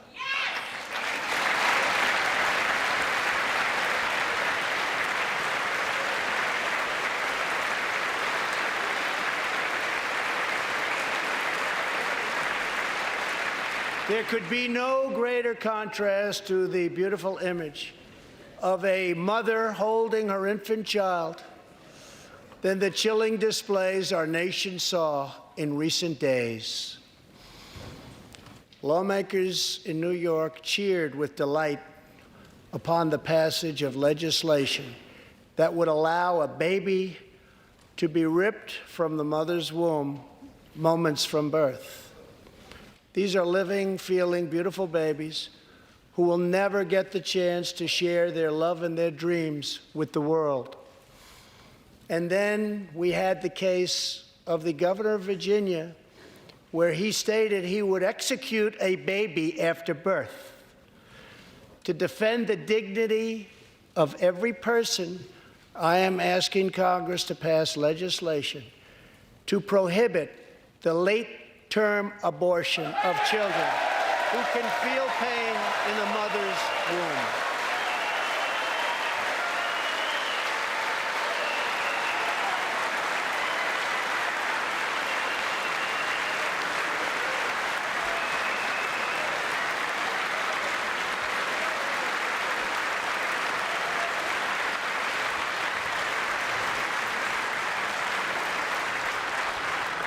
Let us work together to build a culture that cherishes innocent life.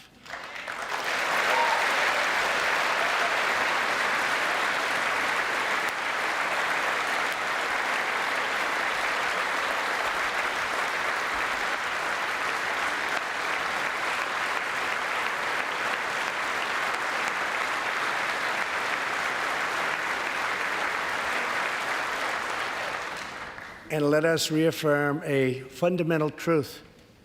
All children, born and unborn, are made in the holy image of God. The final part of my agenda is to protect American security. Over the last 2 years, we have begun to fully rebuild the United States military with $700 billion last year and $716 billion this year. We are also getting other nations to pay their fair share. Finally.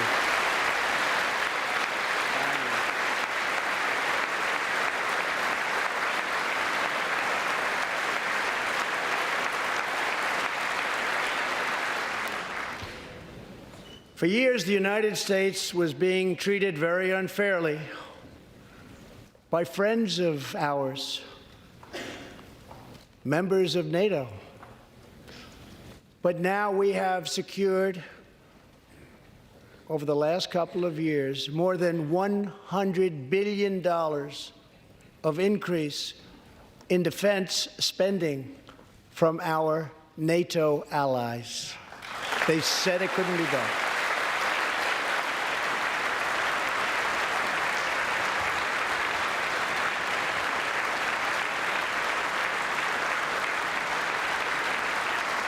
As part of our military buildup, the United States is developing a state-of-the-art missile defense system.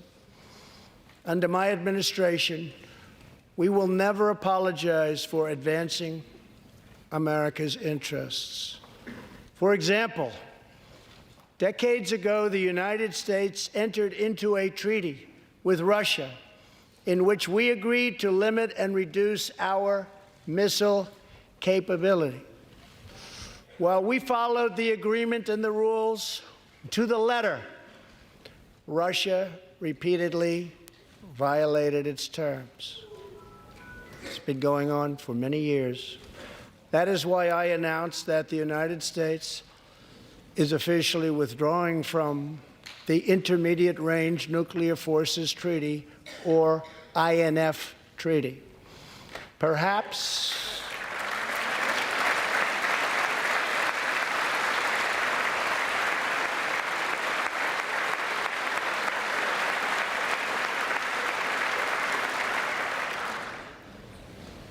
we really have no choice. Perhaps we can negotiate a different agreement, adding China and others, or perhaps we can't, in which case we will outspend and out-innovate all others by far.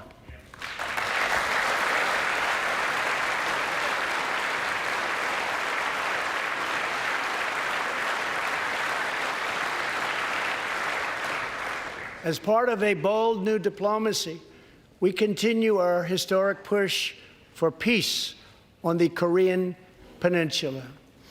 Our hostages have come home. Nuclear testing has stopped, and there has not been a missile launch in more than 15 months. If I had not been elected President of the United States, we would right now, in my opinion, be in a major war with North Korea.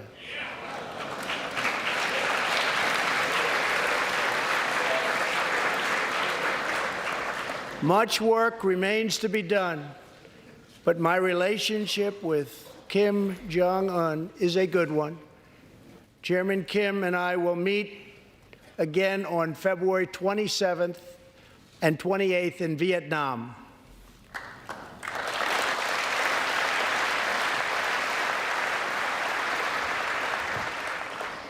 Two weeks ago, the United States officially recognized the legitimate government of Venezuela and its new president, Juan Guaido.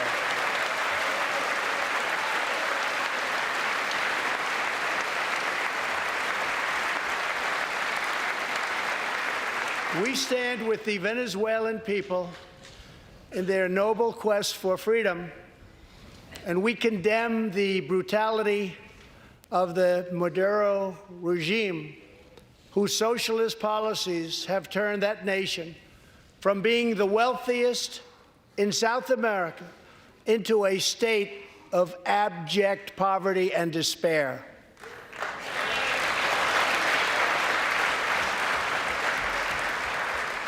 Here in the United States, we are alarmed by the new calls to adopt socialism in our country.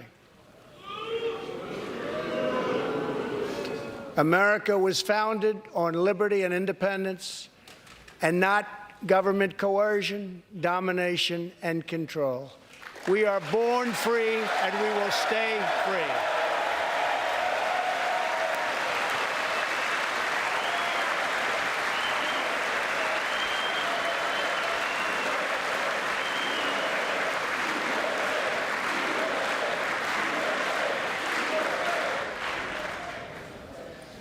Tonight, we renew our resolve that America will never be a socialist country.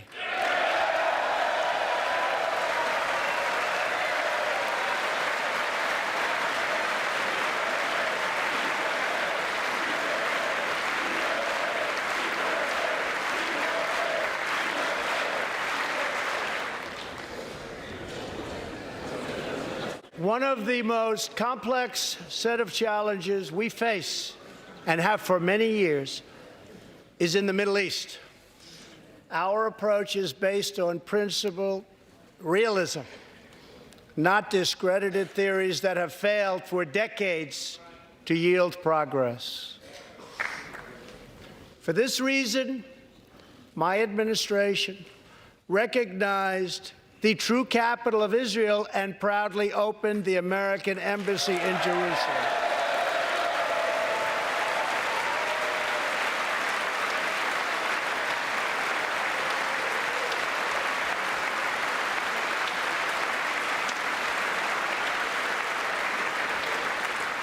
Our brave troops have now been fighting in the Middle East for almost 19 years.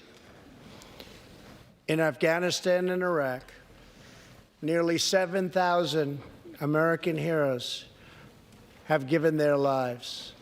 More than 52,000 Americans have been badly wounded. We have spent more than $7 trillion in fighting wars in the Middle East. As a candidate for president, I loudly pledged a new approach. Great nations do not fight endless wars.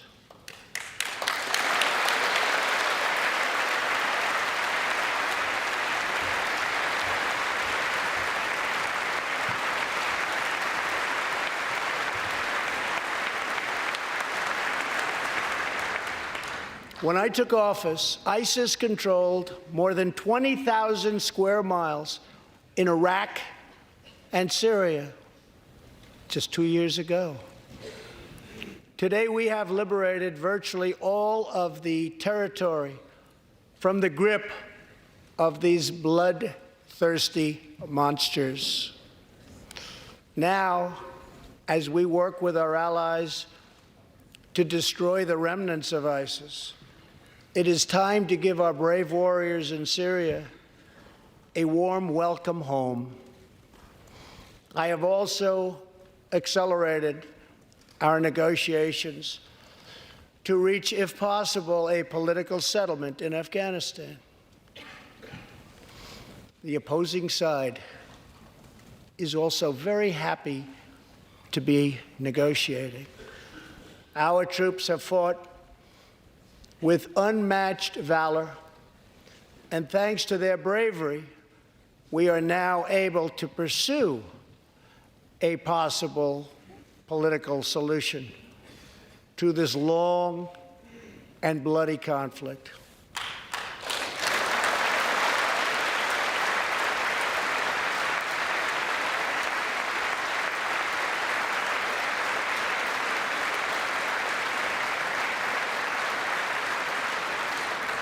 In Afghanistan, my administration is holding constructive talks with a number of Afghan groups, including the Taliban. As we make progress in these negotiations, we will be able to reduce our troops' presence and focus on counterterrorism, and we will indeed focus on counterterrorism. We do not know whether we'll achieve an agreement, but we do know that after 2 decades of war, the hour has come to at least try for peace, and the other side would like to do the same thing. It's time.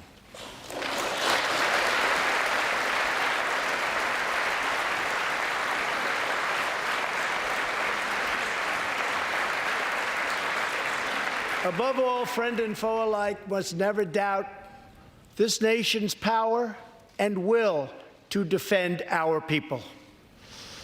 18 years ago, violent terrorists attacked the USS Cole, and last month, American forces killed one of the leaders of that attack.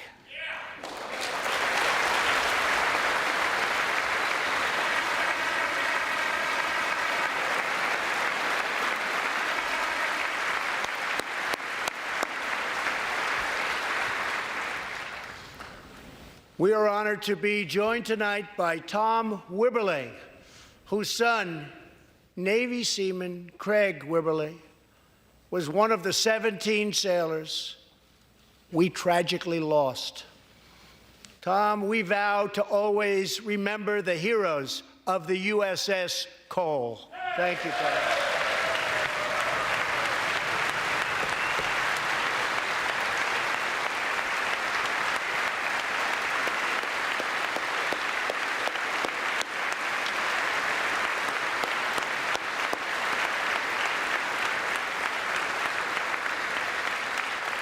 My administration has acted decisively to confront the world's leading state sponsor of terror, the radical regime in Iran. It is a radical regime. They do bad, bad things. To ensure this corrupt dictatorship never acquires nuclear weapons, I withdrew the United States from the disastrous Iran nuclear deal.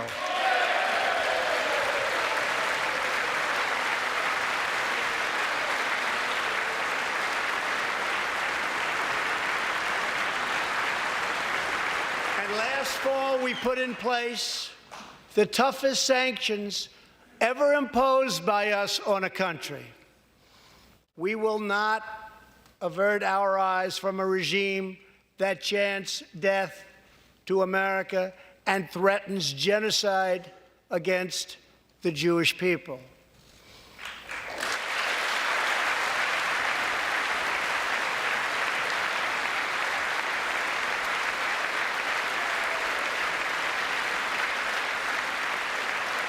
We must never ignore the vile poison of anti-Semitism or those who spread its venomous creed. With one voice, we must confront this hatred anywhere and everywhere it occurs. Just months ago, 11 Jewish Americans were viciously murdered in an anti-Semitic attack on the Tree of Life Synagogue in Pittsburgh. SWAT officer Timothy Matson raced into the gunfire and was shot 7 times chasing down the killer, and he was very successful. Timothy has just had his 12th surgery, and he's going in for many more. But he made the trip to be here with us tonight. Officer Matson, please.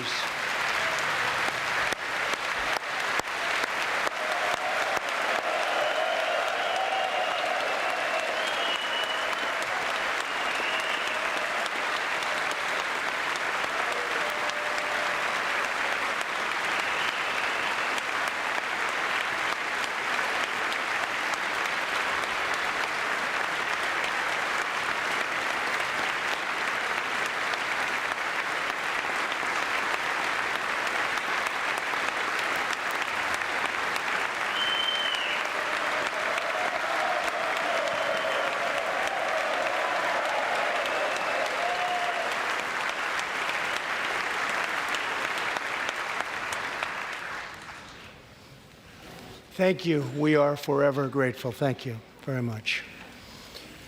Tonight, we are also joined by Pittsburgh survivor, Judah Samet. He arrived at the synagogue as the massacre began. But not only did Judah narrowly escape death last fall, more than 7 decades ago, he narrowly survived the Nazi concentration camps. Today is Judah's 81st birthday.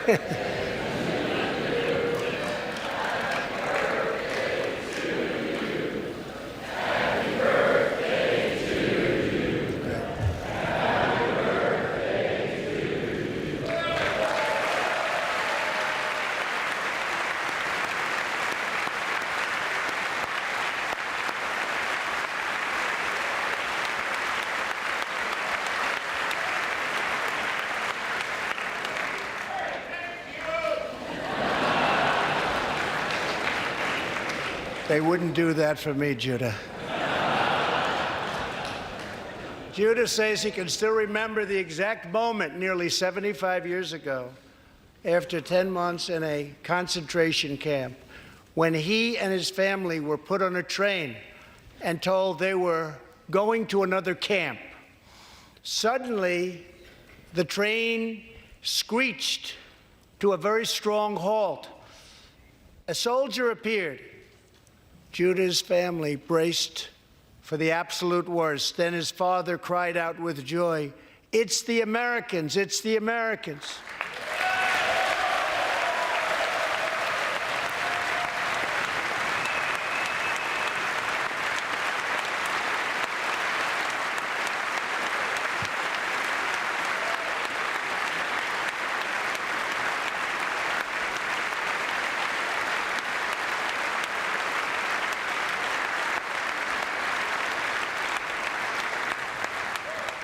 Thank you.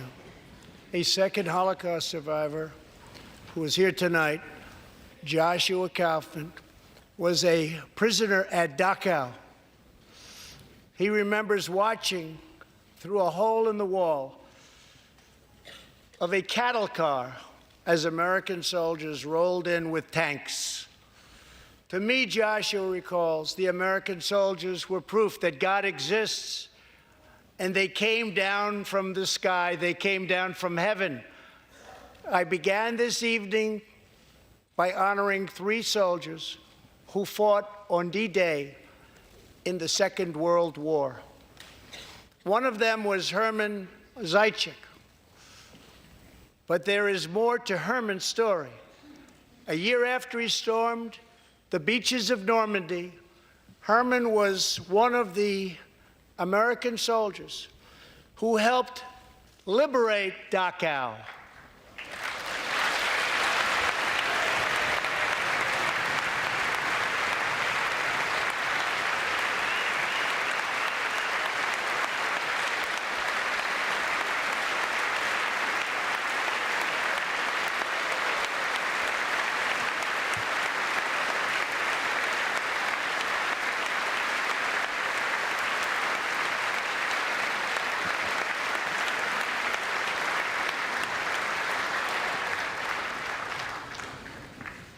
He was one of the Americans who helped rescue Joshua from that hell on earth.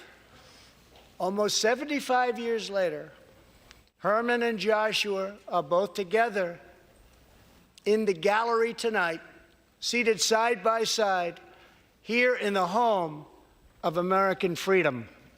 Herman and Joshua, your presence this evening is very much appreciated. Thank you very much.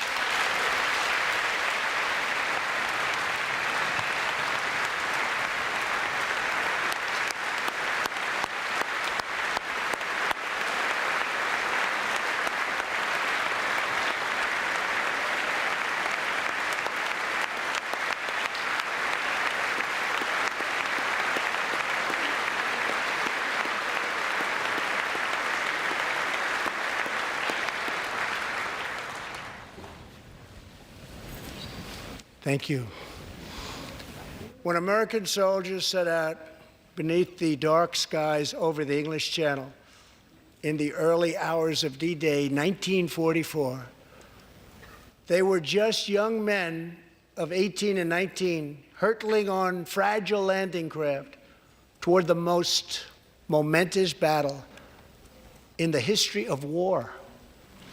They did not know if they would survive the hour. They did not know if they would grow old, but they knew that America had to prevail.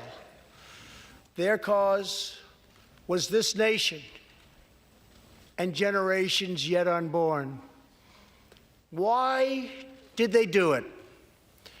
They did it for America. They did it for us. Everything that has come since our triumph over communism, our giant leaps of science and discovery, our unrivaled progress towards equality and justice, All of it is possible thanks to the blood and tears and courage and vision of the Americans who came before. Think of this Capitol. Think of this very chamber where lawmakers before you voted to end slavery, to build the railroads and the highways and defeat fascism, to secure civil rights, and to face down evil empires.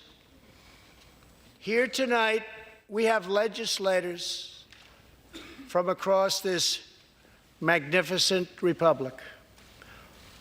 You have come from the rocky shores of Maine and the volcanic peaks of Hawaii, from the snowy woods of Wisconsin and the red deserts of Arizona, from the green farms of Kentucky and the golden beaches of California.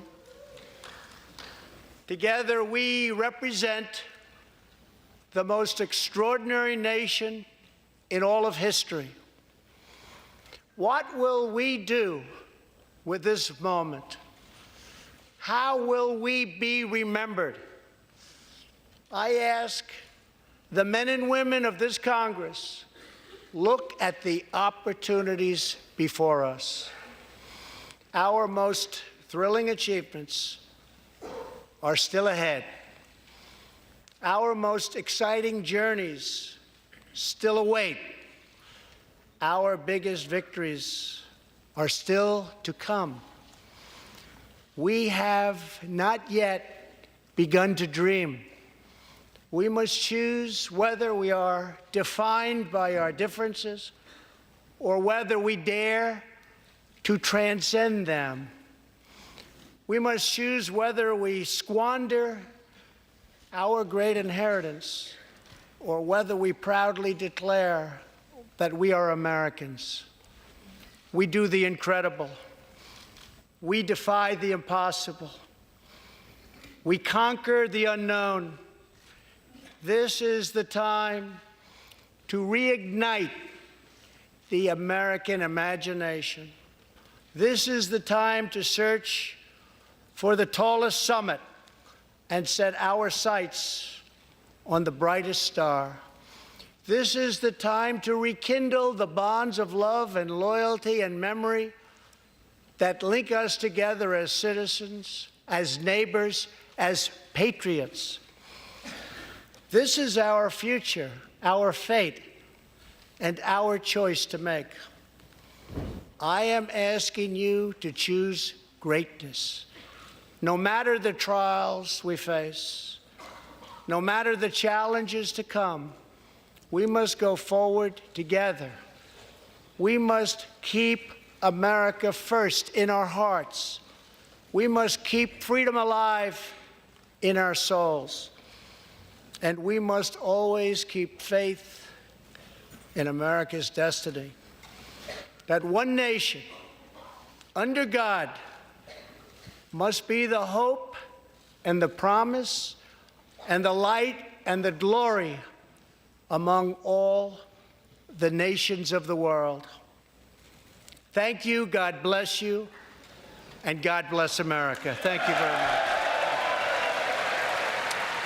There it is, President Trump wrapping up his third speech to the House chamber, his second State of the Union, echoing the key themes of his campaign, Make America Great Again, by telling the American people to choose greatness, telling the members of Congress tonight to choose greatness.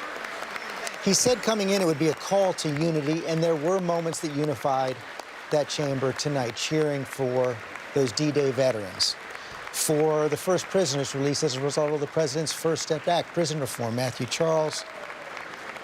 And in a sweet, somewhat odd moment, the chamber singing happy birthday to a Holocaust survivor of the Pittsburgh synagogue shootings, Judah Semet.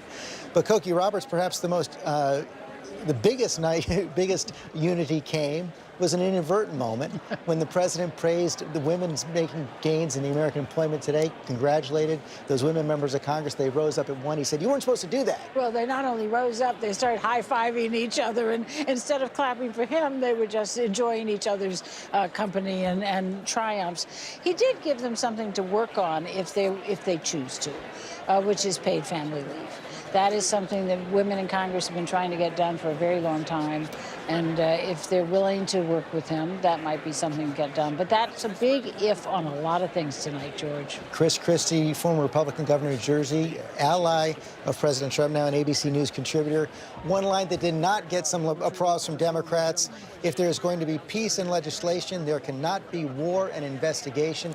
The president making an interesting choice there to bring up the investigations, the Robert Mueller investigation. No, they didn't say it by name. A choice that echoed Richard Nixon, who brought up Watergate, said it must end in 1974. In 1998, 1999, Bill Clinton didn't mention the investigations, the Monica Lewinsky scandal at all. Well, listen, George, I think, he gave Democrats there tonight a lot of opportunity, if they wanted to, and they didn't take much of it, to applaud, whether it was lower prescription drug prices, whether it was coming together on issues like infrastructure. And he wanted to draw a line, too, that he was going to make sure they understood that if investigations got out of hand by the Congress, that it was going to slow their ability to do the kind of bipartisan things he was recommending. And so I think the president set the tone he wanted to set tonight. But remember something, this is still Donald Trump. So he's going to draw a line and let them know that if they get out of control on congressional investigations, then that's going to slow down his willingness to work with them on all the different areas he talked about in the speech. David Muir, he also said that it wasn't just those investigations that are getting in the way of progress. It is foolish wars, endless wars. You're just back from Afghanistan this weekend, met with the commanding general, General Miller. The president talked about getting out of Afghanistan, did not give a date certain, set some conditions. Absolutely right, George. He didn't give a date for that drawdown of U.S. troops in Afghanistan. But as he said in his State of the Union tonight, great nations do not fight endless wars. He talked about the Taliban talks that four-star general confirmed to us were ongoing. He considered them encouraging, significant. And he said to me over the weekend in Kabul that if there's going to be an end game to this war in Afghanistan, it's going to be a political one, not one that comes from the military. And you heard the president tonight said they are accelerating those constructive talks. And if we see progress in these negotiations, we will be able to reduce our troop presence in Afghanistan. And General Miller told us when we asked him point blank, have you received the order for any type of drawdown yet? He said, no, not yet. But he, as the general on the ground, said he will respond to the policymakers in Washington and to the president. He indicated to me that he can do this in Afghanistan with a reduced footprint. So perhaps we will see that in the months to come, George. Mary Bruce, it was fascinating to watch House Speaker Nancy Pelosi through that hour and 20 minutes. Really remarkable to watch her reaction throughout that entire speech. At moments, she seemed to be keeping track of the president's remarks there, looking over the papers in front of her.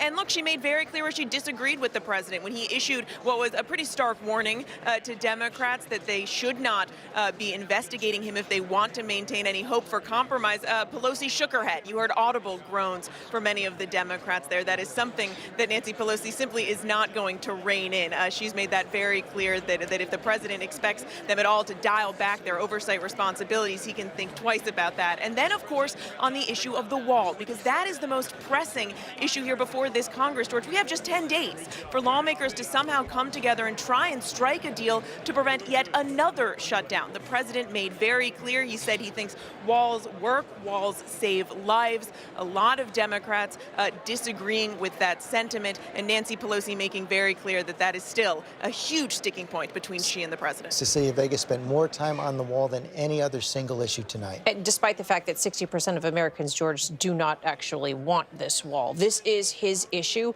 If Democrats were hoping to hear an agenda that both parties can get behind with this shutdown looming in just a matter of days now, they didn't get that tonight, despite the fact that Chris Christie said that he laid out these applause lines for Democrats. There was no wiggle room, if you will, on the wall. But he did say it's not a concrete wall. That's his new line now. It's a see-through wall. And we're about 10 days away from that deadline. Just a couple of minutes away from the Democratic response. Stacey Abrams, of course, she ran for governor of Georgia this year, failed Democratic candidate, but she's giving the Democratic response tonight. We'll be right back. Next, she was the first African-American woman ever to be a major political party's nominee for governor. Stacey Abrams delivers the Democratic response. What will her message be? ABC News, straightforward.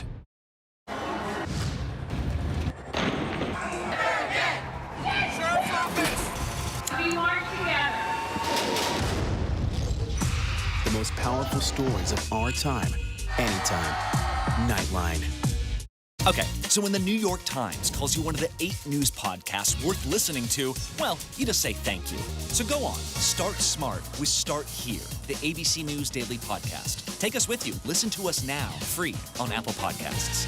Get more good than every day. The new GoodMorningAmerica.com is here. News, inspiration, fashion, community. Whoa, that's good. OMG good. We hear you. We feel you. We're with you. It's the new GoodMorningAmerica.com.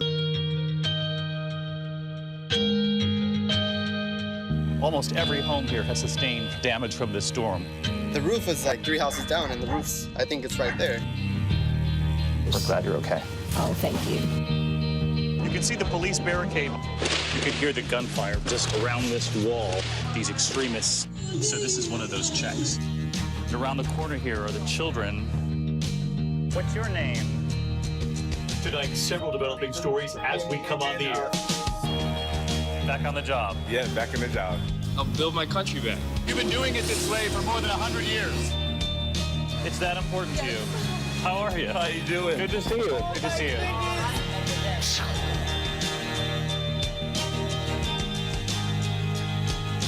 ABC's World News Tonight with David Muir is America's most watched newscast, and we thank you.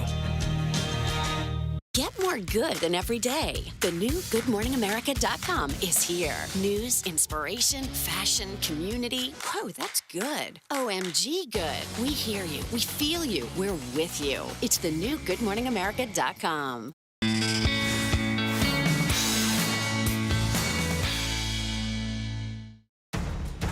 And great to have you with us here on ABC News Live for President Trump's State of the Union on this Tuesday night. I'm Devin Dwyer in Washington. Continuing coverage ahead from the full ABC News political team.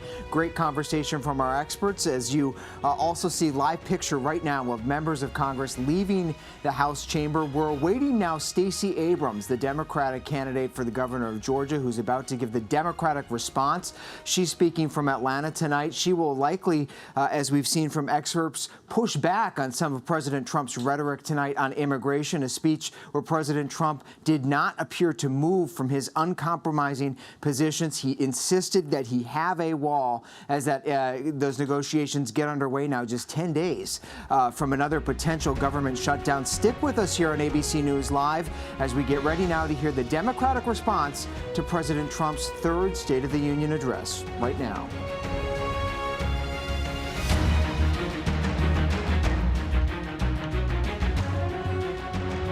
And we are back now with the Democratic response. That will be Stacey Abrams. She was the Democratic leader of the House in Georgia, ran for governor of Georgia this year and lost. And Donna Brazile, I said it was an unusual choice. Why are the Democrats doing it? Because she's an inspiring choice. While she's not in public office right now, she represents the future of our party. She embodies everything that not just the party believes, but the country and inclusivity, as well as expanding opportunity for all people. She will be speaking from Atlanta, Georgia. She's going to be speaking at an auditorium of the International Brotherhood of Electrical Workers down there, surrounded by Georgia residents. This was a choice made by the House Speaker Nancy Pelosi and the Democratic leader Chuck Schumer. Stacey Abrams speaking to us from Georgia tonight. She'll be giving the Democratic response. Good evening, my fellow Americans, and happy Lunar New Year. I'm Stacey Abrams, and I'm honored to join the conversation about the state of our union. Growing up, my family went back and forth between lower middle class and working class. Yet even when they came home weary and bone-tired, my parents found a way to show us all who we could be. My librarian mother taught us to love learning. My father, a shipyard worker, put in overtime and extra shifts, and they made sure we volunteered to help others. Later, they both became United Methodist ministers, an expression of the faith that guides us. These were our family values: faith, service, education, and responsibility.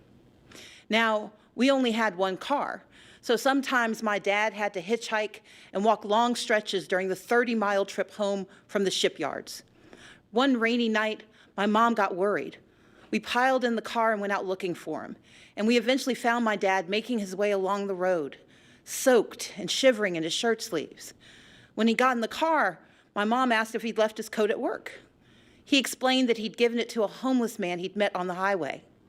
When we asked why he'd given away his only jacket, my dad turned to us and said, "I knew when I left that man he'd still be alone, but I could give him my coat because I knew you were coming for me." Our power and strength as Americans lives in our hard work and our belief in more. My family understood firsthand that while success is not guaranteed, we live in a nation where opportunity is possible. But we do not succeed alone. In these United States, when times are tough, we can persevere because our friends and neighbors will come for us. Our first responders will come for us. It is this mantra, this uncommon grace of community, that has driven me to become an attorney, a small business owner, a writer, and most recently, the Democratic nominee for governor of Georgia. My reason for running was simple. I love our country and its promise of opportunity for all. And I stand here tonight because I hold fast to my father's credo. Together, we are coming for America, for a better America. Just a few weeks ago, I joined volunteers to distribute meals to furloughed federal workers. They waited in line for a box of food and a sliver of hope since they hadn't received paychecks in weeks.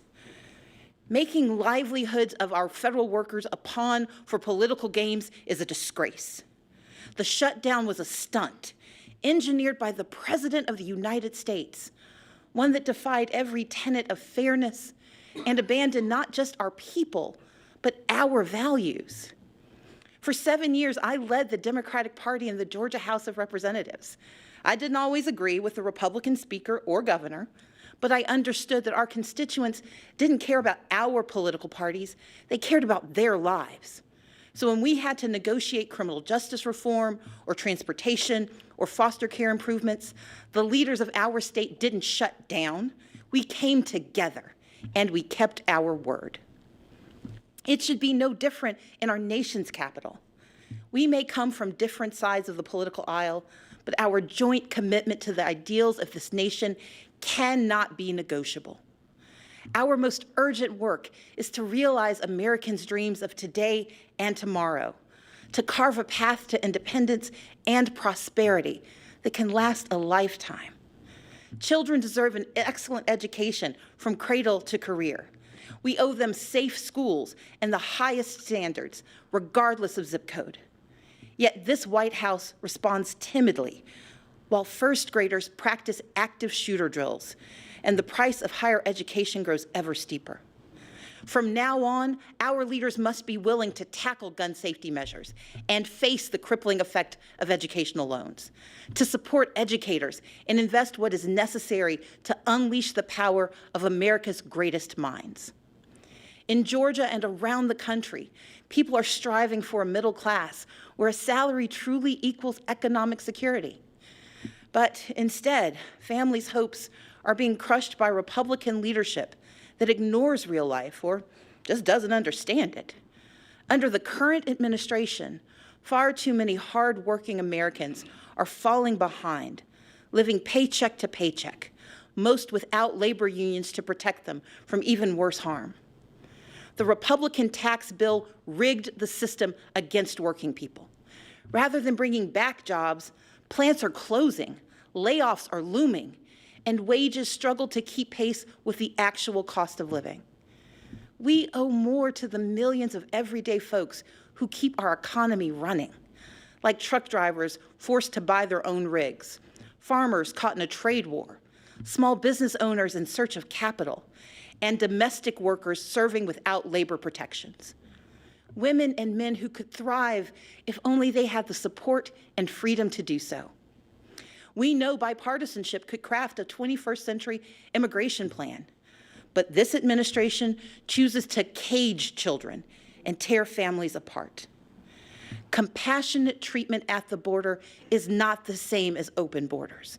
President Reagan understood this. President Obama understood this. Americans understand this. And Democrats stand ready to effectively secure our ports and borders. But we must all embrace that from agriculture to healthcare to entrepreneurship, America is made stronger by the presence of immigrants, not walls. And rather than suing to dismantle the Affordable Care Act, as Republican attorneys general have, our leaders must protect the progress we've made and commit to expanding health care and lowering costs for everyone.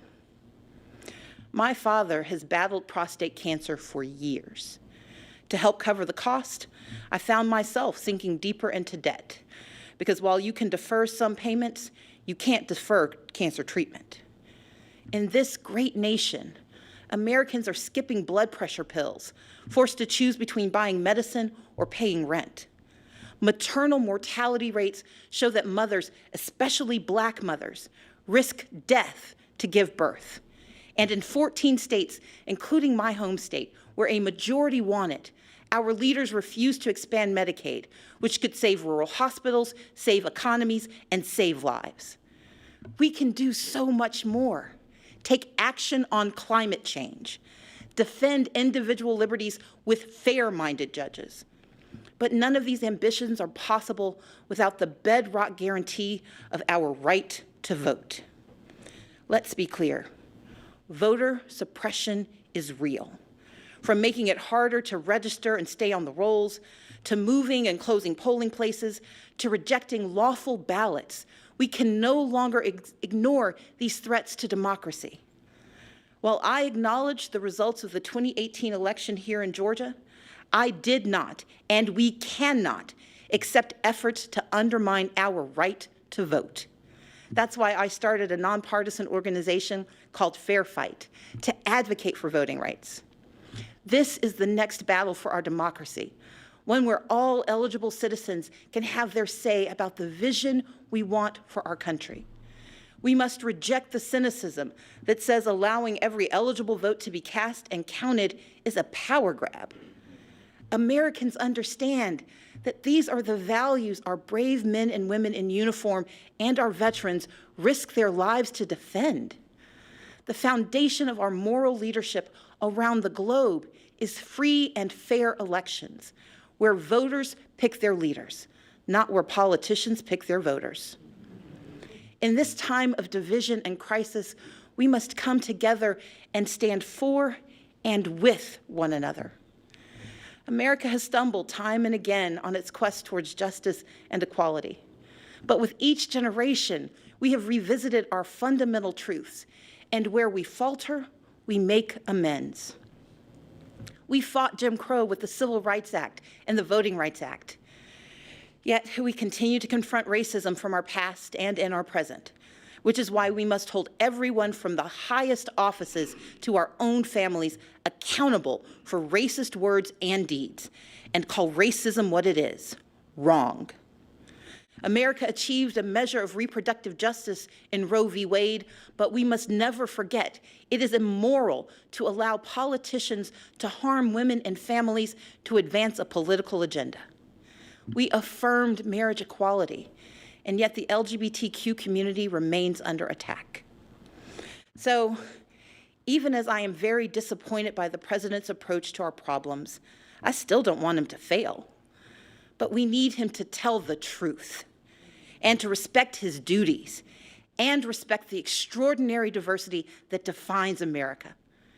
Our progress has always been found in the refuge, in the basic instinct of the American experiment, to do right by our people. And with a renewed commitment to social and economic justice, we will create a stronger America together. Because America wins by fighting for our shared values against all enemies, foreign and domestic. That is who we are. And when we do so, never wavering, the state of our union will always be strong. Thank you, And may God bless the United States of America. Big smile there from Stacey Abrams. Maybe the toughest speech in politics to pull off. She made her bid with vivid language and energetic delivery, direct shots at the president. Matt Dowd, she didn't say the president's name, but the contrast could not have been more clear. More dramatic, and I thought as I was watching that was very difficult to hold that stage, and she held it well, is she actually had more language of bipartisanship than the president did in his speech. The president said he was coming with comedy, and the Congress, the Democrats, responded with comedy, sort of laughing at him, grinning at him. And I think the Americans looking at Washington today think it's a tragedy. But I think she did a wonderful job in that moment.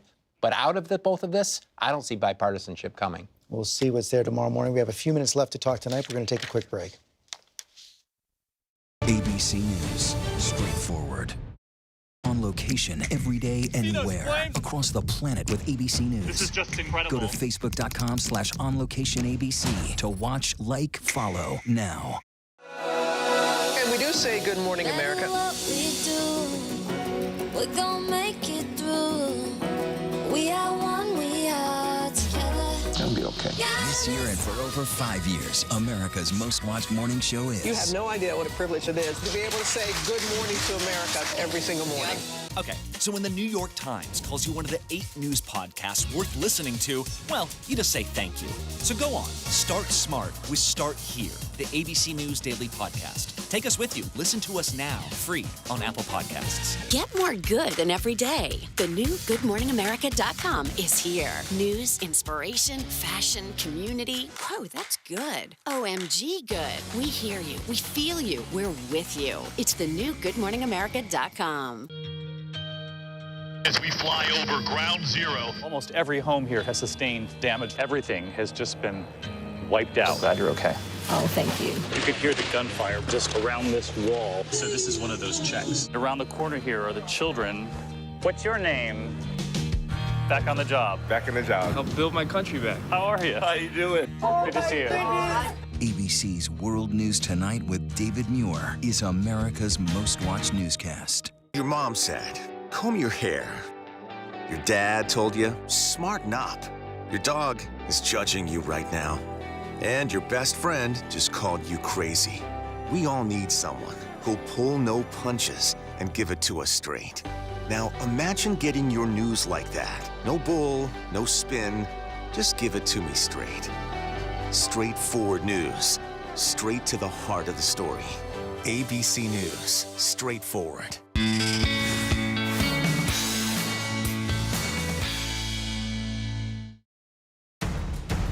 Hey everybody, great to have you with us here on ABC News Live tonight. It's President's State of the Union. The Democratic response has been delivered. I'm Devin Dwyer at ABC News headquarters in Washington. We've got a full team standing by, checking the facts of tonight's speeches. You can find those facts on abcnews.com. We'll have more for you coming up very shortly with our full political team. George Stephanopoulos here as well. You're seeing a live picture of some of those fact checkers, which we'll be bringing to you very shortly. Stand by now for a little more analysis from George and the team. Then we'll be back here for more conversation. Hope you join us for it. I am asking Congress to pass legislation to prohibit the late-term abortion of children who can feel pain in the mother's womb. That was a line there that divided the chamber tonight. Republicans see a wedge issue in late-term abortion. I want to bring in Meghan McCain. Meghan, you haven't been the biggest fan of the president, but this is an issue that resonates with Republican voters and those legislators. Hard to say. It just resonates with a lot of American voters. The polling on this suggests that 70 to 80% of Americans, including women and Democrats, are against abortion past 20 weeks. You can thank Ralph Northam for bringing this conversation onto the national stage. Obviously, the controversial governor is the one who ignited a firestorm with his radio interview over these comments. It's interesting to note that Nancy Pelosi's guest tonight was the head of Planned Parenthood, who spent over $2 million backing Ralph Northam. This is a political issue that is designed to force Democrats to answer questions that they aren't necessarily comfortable answering, whether or not this is the party of abortion being safe, legal, and rare, or now going on to being the party of late-term 20-week abortion. Well, that is Terry Moran going to be the president's goal here, but you saw Stacey Abrams right there talk about Roe v. Wade. That's right, and that is obviously one of the big cleaving issues in American life today. But there were moments where you could almost see the possibilities of deals, one on infrastructure, another on trade. Perhaps the biggest thing the president has done is change the consensus around globalization. Democrats like that, too, and they might have a deal, except they're at loggerheads on everything else. And Martha Raddatz, on trade, the president taking on China. He needs China in these talks he's having with North Korea. The president did make news tonight announcing that summit with the North Korean leader. The summit at the end of the month, and he said in Vietnam. But he also said, if I had not been elected president of the United States, we would right now, in my opinion, be in a major war with North Korea. I can't imagine any other president doing whatever possible to avoid war. And of course, President Trump is the only one who's openly threatened war with North Korea. But he is correct, saying our hostages have come home, nuclear testing has stopped, and there has not been a missile launch in 15 months. The problem is, George, there has also been no denuclearization. That's why they need that second summit. And that's what's coming up at the end of the month. John Carl, let me come back to you. I think there was a real tension tonight in the president's speech. We've been noting it. He did want to at least appear to be reaching out to Democrats and did get, as Terry said, applause on trade, applause on prescription drugs, also on that prison reform. But you also saw real energy in his voice, in his body language when he had those lines taking on Democrats. The lines taking on Democrats, the hard line on the war.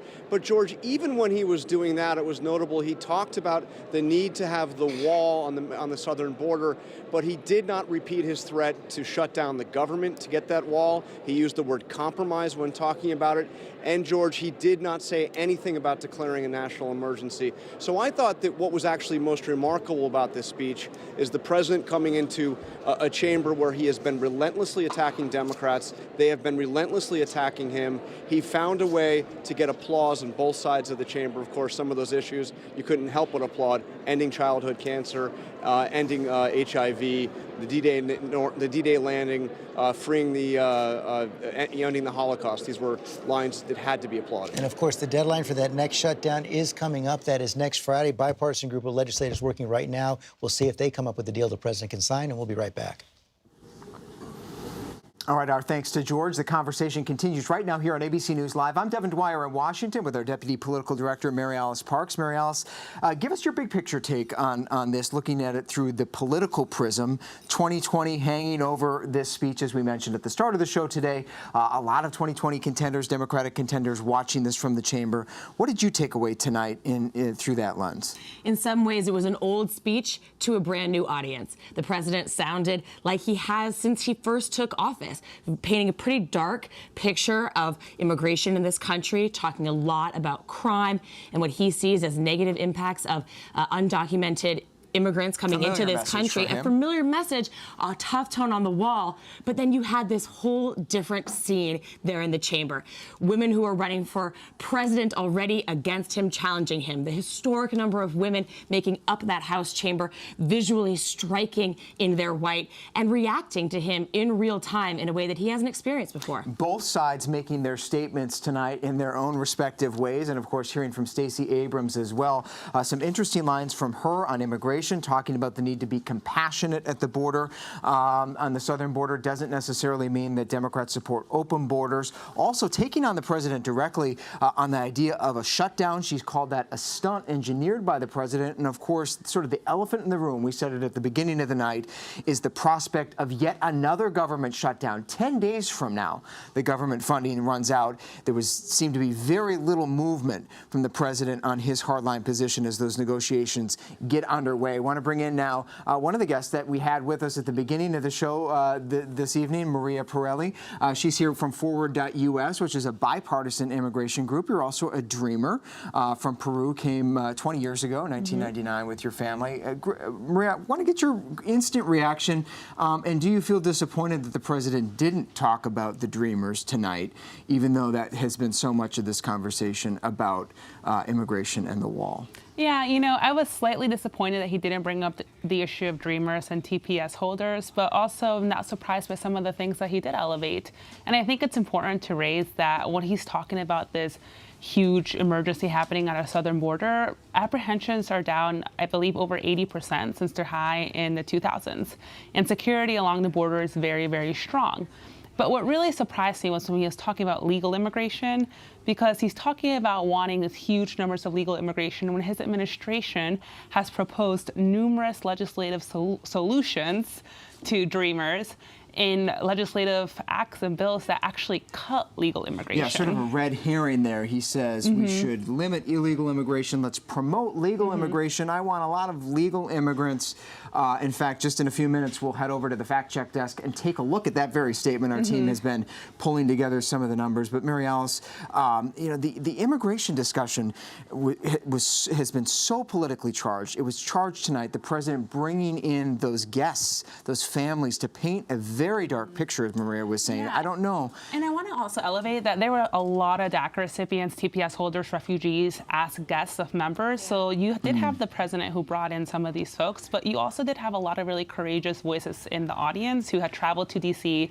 to be with the members of Congress and to really uplift the stories of the voice and the stories of the people that the administration is talking about. At face value, he was talking about a need for unity and bipartisanship, but then it got to that conversation about immigration. He doubled, tripled down on the idea of the wall, which again, Nancy Pelosi has said for her and her party is a non-starter. And what was your reaction to Stacey Abrams' message? And do you think that her pitch tonight that compassionate treatment at the border is not the same as open borders? Is that something that you think will have some traction and resonate with you know, with those independent voters as we head towards the 2020 election? I think that it's having voices like her speak out about this and also making sure that the facts are out there about the border and the apprehensions and the crossings that are occurring are really significant to ensure that the American public is well informed as to what is going on down there, but also like making sure that people understand that we're still living in a crisis where these individuals who are DACA recipients and TPS holders and other impacted individuals are living with all this uncertainty because we still don't have a solution to the problem that the administration created. And it is interesting because the president himself at one point had talked about helping the Dreamers as a bipartisan initiative. Just about a year ago, the president said we can come together, both sides agree on this, so we'll see if in the next few months they can jumpstart those talks. Maria Pirelli, great to see you. You were here with us last year. Hope you come back next year for the State of the Union. Thanks so much for coming in. Thank you. And Mary Alice is going to stand by here, but I'm going to take you guys over right now over to our fact-check desk here on the other side of the ABC News Bureau. We have a team of specialized journalists, subject matter experts. We also have very well-sourced reporters here from our Pennsylvania Avenue team, which covers the White House and Congress, to our Global Affairs Unit, which covers the State Department and the Pentagon, sort of pulling back the curtain here on ABC News. Fast at work right now, checking some of the statements on both sides tonight. And I do want to bring in our man leading the show over here at Pennsylvania Avenue. Thanks so much. Justin Fischel heads the Pennsylvania Avenue unit. And we were just talking over here about the immigration claim that the president made. This was the big one tonight, and you actually caught this. If you guys don't know how talented Devin is, as he's watching, he's coming over to the fact-check team, telling us what we need to be doing, and he's right. I think we do. I think we do have the sound of the president making this claim, talking a little bit about what he feels for legal immigration. Right. Take a listen.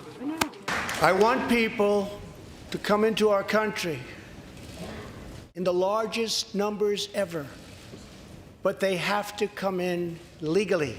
Tonight, I am asking you to defend our very dangerous southern border out of love and devotion to our fellow citizens and to our country. Right. All right. So, true, false? It's false. Complicated? It's false. And why it's false? And what he actually did there is he ad-libbed a little bit from his prepared remarks. He took it just one step farther and he said, "I want them to come in, immigrants, in the largest numbers ever." And so he just made it. He just took it to that next level.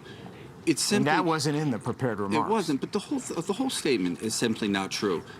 We know that he has admitted the fewest number of refugees to date, really. I mean, he's reduced that cap to 30,000. That's down like 90,000 from the previous administration.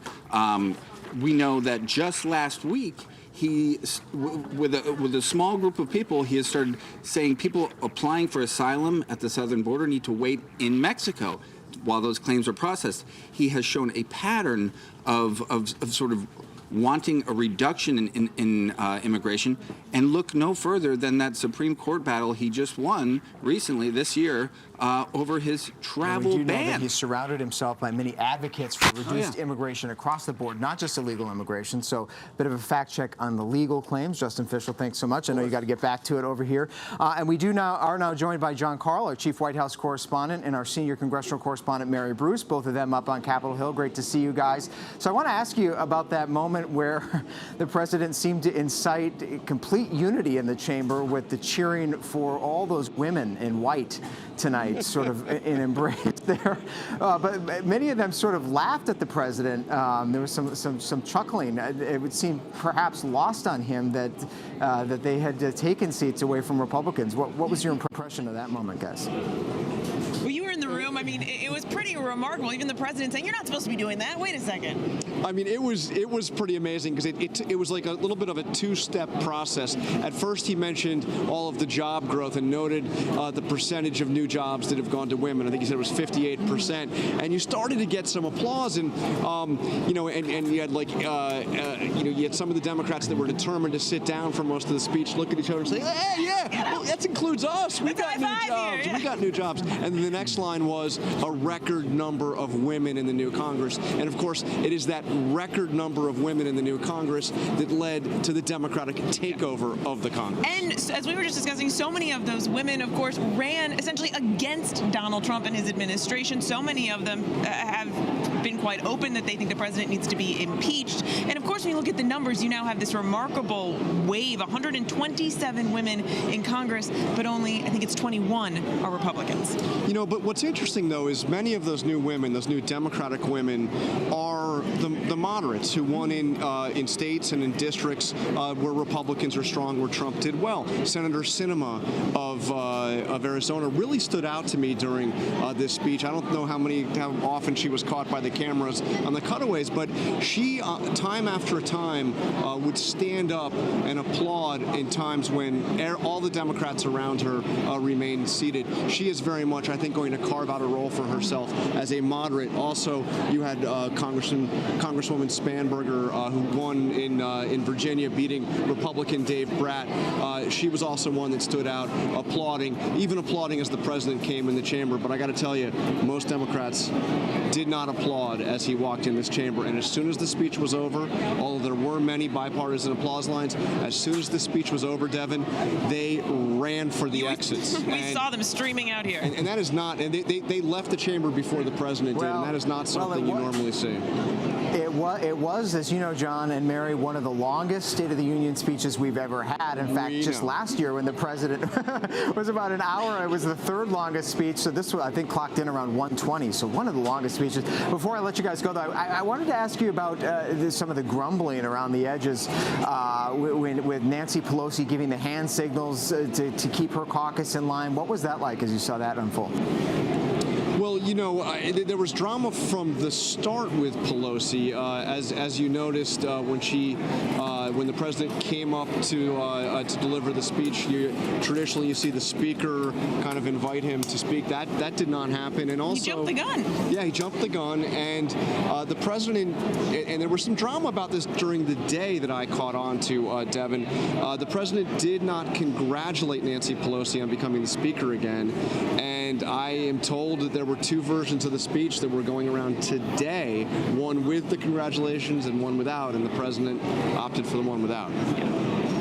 Yeah, very interesting, guys. Thank you so much. Our Chief White House Correspondent John Karl, Senior Congressional Correspondent Mary Bruce. We'll see you guys tomorrow morning on Good Morning America. Thank you so much. Get some rest. And let's go now to get the perspective on tonight's speech from the southern border. We talked before the speech tonight with Chris Massey. He's a farmer in New Mexico who shared his view, his firsthand experience with illegal immigration coming over that border.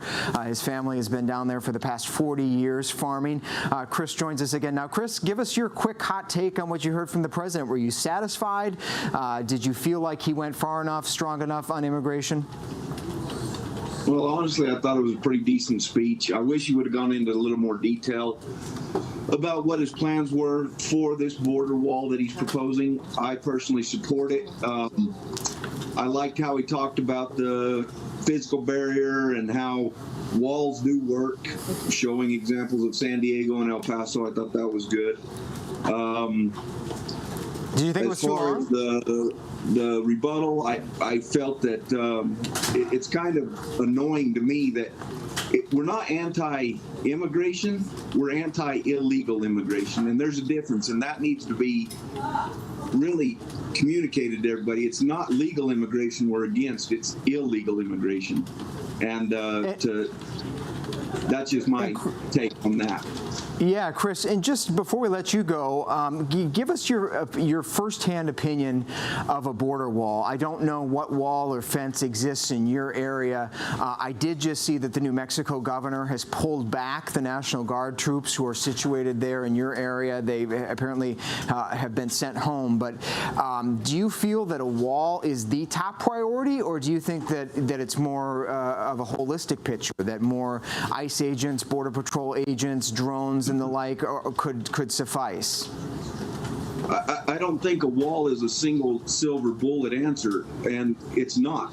A wall is a deterrent. It helps slow down the flow, but you need more boots on the ground. You need more forward operating bases for the Border Patrol. But the first step in this process is getting a barrier that people can't just walk over. Only 13 miles of the New Mexico border has Normandy barriers on it, and all those barriers you can just easily step across. The rest of the border fence is just a 4-strand barbed wire fence that anybody can walk across, cut through, or just go right over. And it needs to be a more intimidating and more imposing barrier so that people can't just walk straight across into our country or drive the illegal drugs into our country. Farmer Chris Massey in the New Mexico area near the southern border. Great to have you with us today. Really appreciate you sharing your perspective, sir, and we do hope that as these negotiations continue, they can come to some sort of common ground around all different sorts of border security measures as they seek to put those in place. Thank you so much. And we should say I'm here in the ABC News Bureau on our fact check rim right here. A lot happening. Janet's going to kind of pan the camera. We've got the whole team here, and in fact, we've got another fact check for you now. We've been talking a lot about immigration, but it's not just immigration. The president unleashed a whole number of claims tonight that run the gamut from true, mostly true, lacking context, and downright false. Our team has all those fact checks for you coming in right now on abcnews.com. They'll be coming all night as well. And our Catherine Falders is here. She's our White House reporter. Catherine, great to see you. We're taking a look tonight at one of the president's claims on the tax cuts plan. We're going to play the sound. This is a key component of his pitch for the 2020 re-election campaign. Here it is. We passed a massive tax cut for working families and doubled the child tax credit.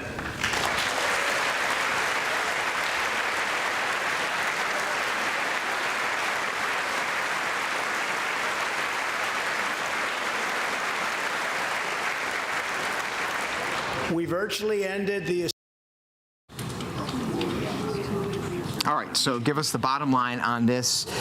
So much talk about the tax cut plan when it was passed. The White House said this was all about helping middle-class families, but it's much more complicated. It is. It's very complicated, and we rated this one specifically as lacking context because while the president said that his tax plan, his tax cuts are helping working families, while that's true in the short term, in the long term, multiple analyses have found that wealthier Americans and corporations will receive the largest benefits over time. Like, for example, an analysis found that wealthy Americans and corporations will receive largest benefits. And that's in large part because the corporate tax cuts in the bill were made permanent off the bat, but the individual tax cuts were set to expire, right? Exactly. The individual tax cuts expire and the corporate tax rates remain permanent. And Democrats already are jumping on this claim that the president made. Kamala Harris, for example, has already tweeted out that the president is leaving most middle-class Americans behind. So while he is right in the short term, it's much more convoluted and complicated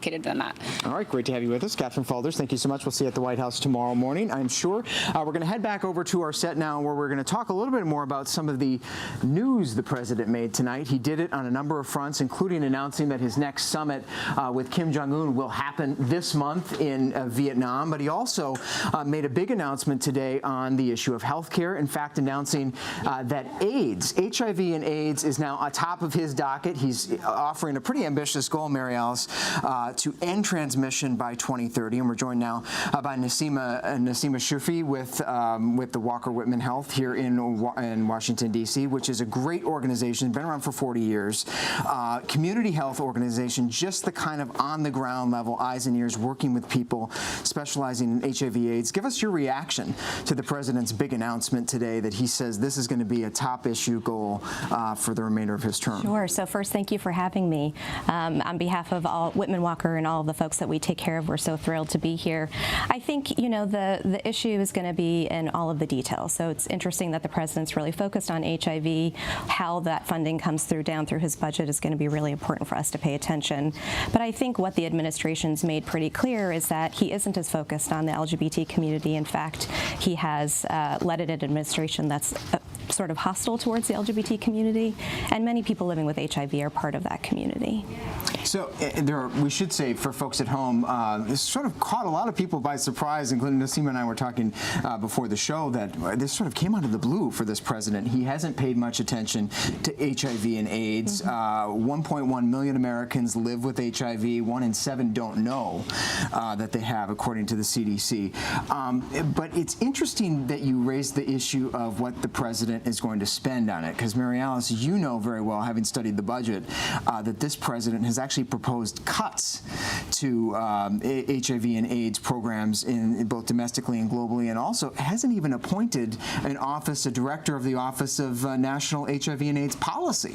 And he's proposed significant cuts to tangential organizations and government agencies, big cuts to government medical research at NIH and big cuts at HHS. So it's interesting. There were actually a few points like this in the president's speech where Democrats felt like they should stand up and applaud. Who wouldn't want to applaud such an amazing, exciting goal and landmark for this country?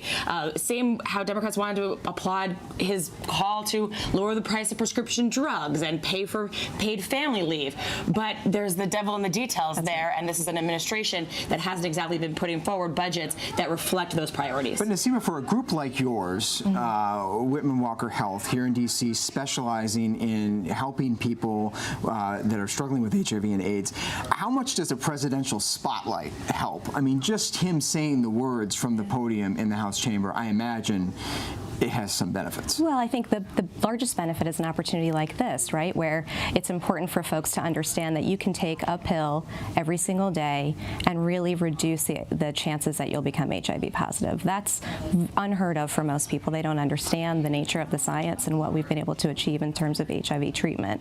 And if you are HIV positive, know your status, get in healthcare, engage in healthcare, and be adherent to your meds, and you'll live a long, healthy life. So what's your wish list? The president says he is aiming or setting a goal for the United States to help eradicate HIV in 20 years, 10 years, I guess. Yeah. 10 years, that's ambitious. What do you need?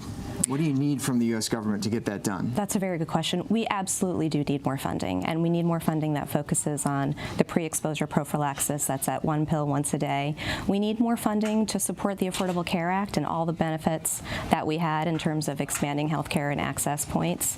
Why is that? Is that because people with the disease draw from benefits with their health plans, or? Well, it's because people need insurance, and the more folks who have insurance, the more likely they're going to get engaged in health care and take care of themselves. So we really need to focus on keeping people insured. And before we let you go, and it's been a long night here for all of us, do you think this is even possible? I mean, the big picture, could we actually come back here in 10 years and say, wow, maybe it wasn't all because of President Trump, but he set this benchmark, set the wheels in motion? I mean, it would be a great thing. It would be a great thing. The scientific community and the public health community are completely aligned. And so from those perspectives, we're ready. And we've been ready for a long time to achieve really reduced numbers of new rates. But we've got to face the socioeconomic disparities that plague our communities and help folks, especially Black folks, Latino members of the community and the LGBT community, trans folks really get engaged in good health care. Naseema Shurfi with the Whitman Walker Health System here in Washington, D.C. Great to have you with us tonight. Thanks so much for coming in. Thanks so much. And as we say goodbye to Naseema, we're going to go over now to our friend Frank Luntz, pollster and focus group master, who joined us this afternoon in the briefing room. And Frank, you sort of set the stage for the speech tonight, a huge moment for the president. I think you told Mary Alice and me this is his last big chance to reshape the narrative headed into the 2020 campaign. Did he do it? I think he gave a very strong speech. Do I think he reset the narrative? No, I don't. I think what he said will be seen very positively by conservatives. I think what he said will be seen negatively, will have no impact on those who are opposed to him. And there's only 3 or 4% of Americans that are actually undecided. So no, I don't think there'll be a change.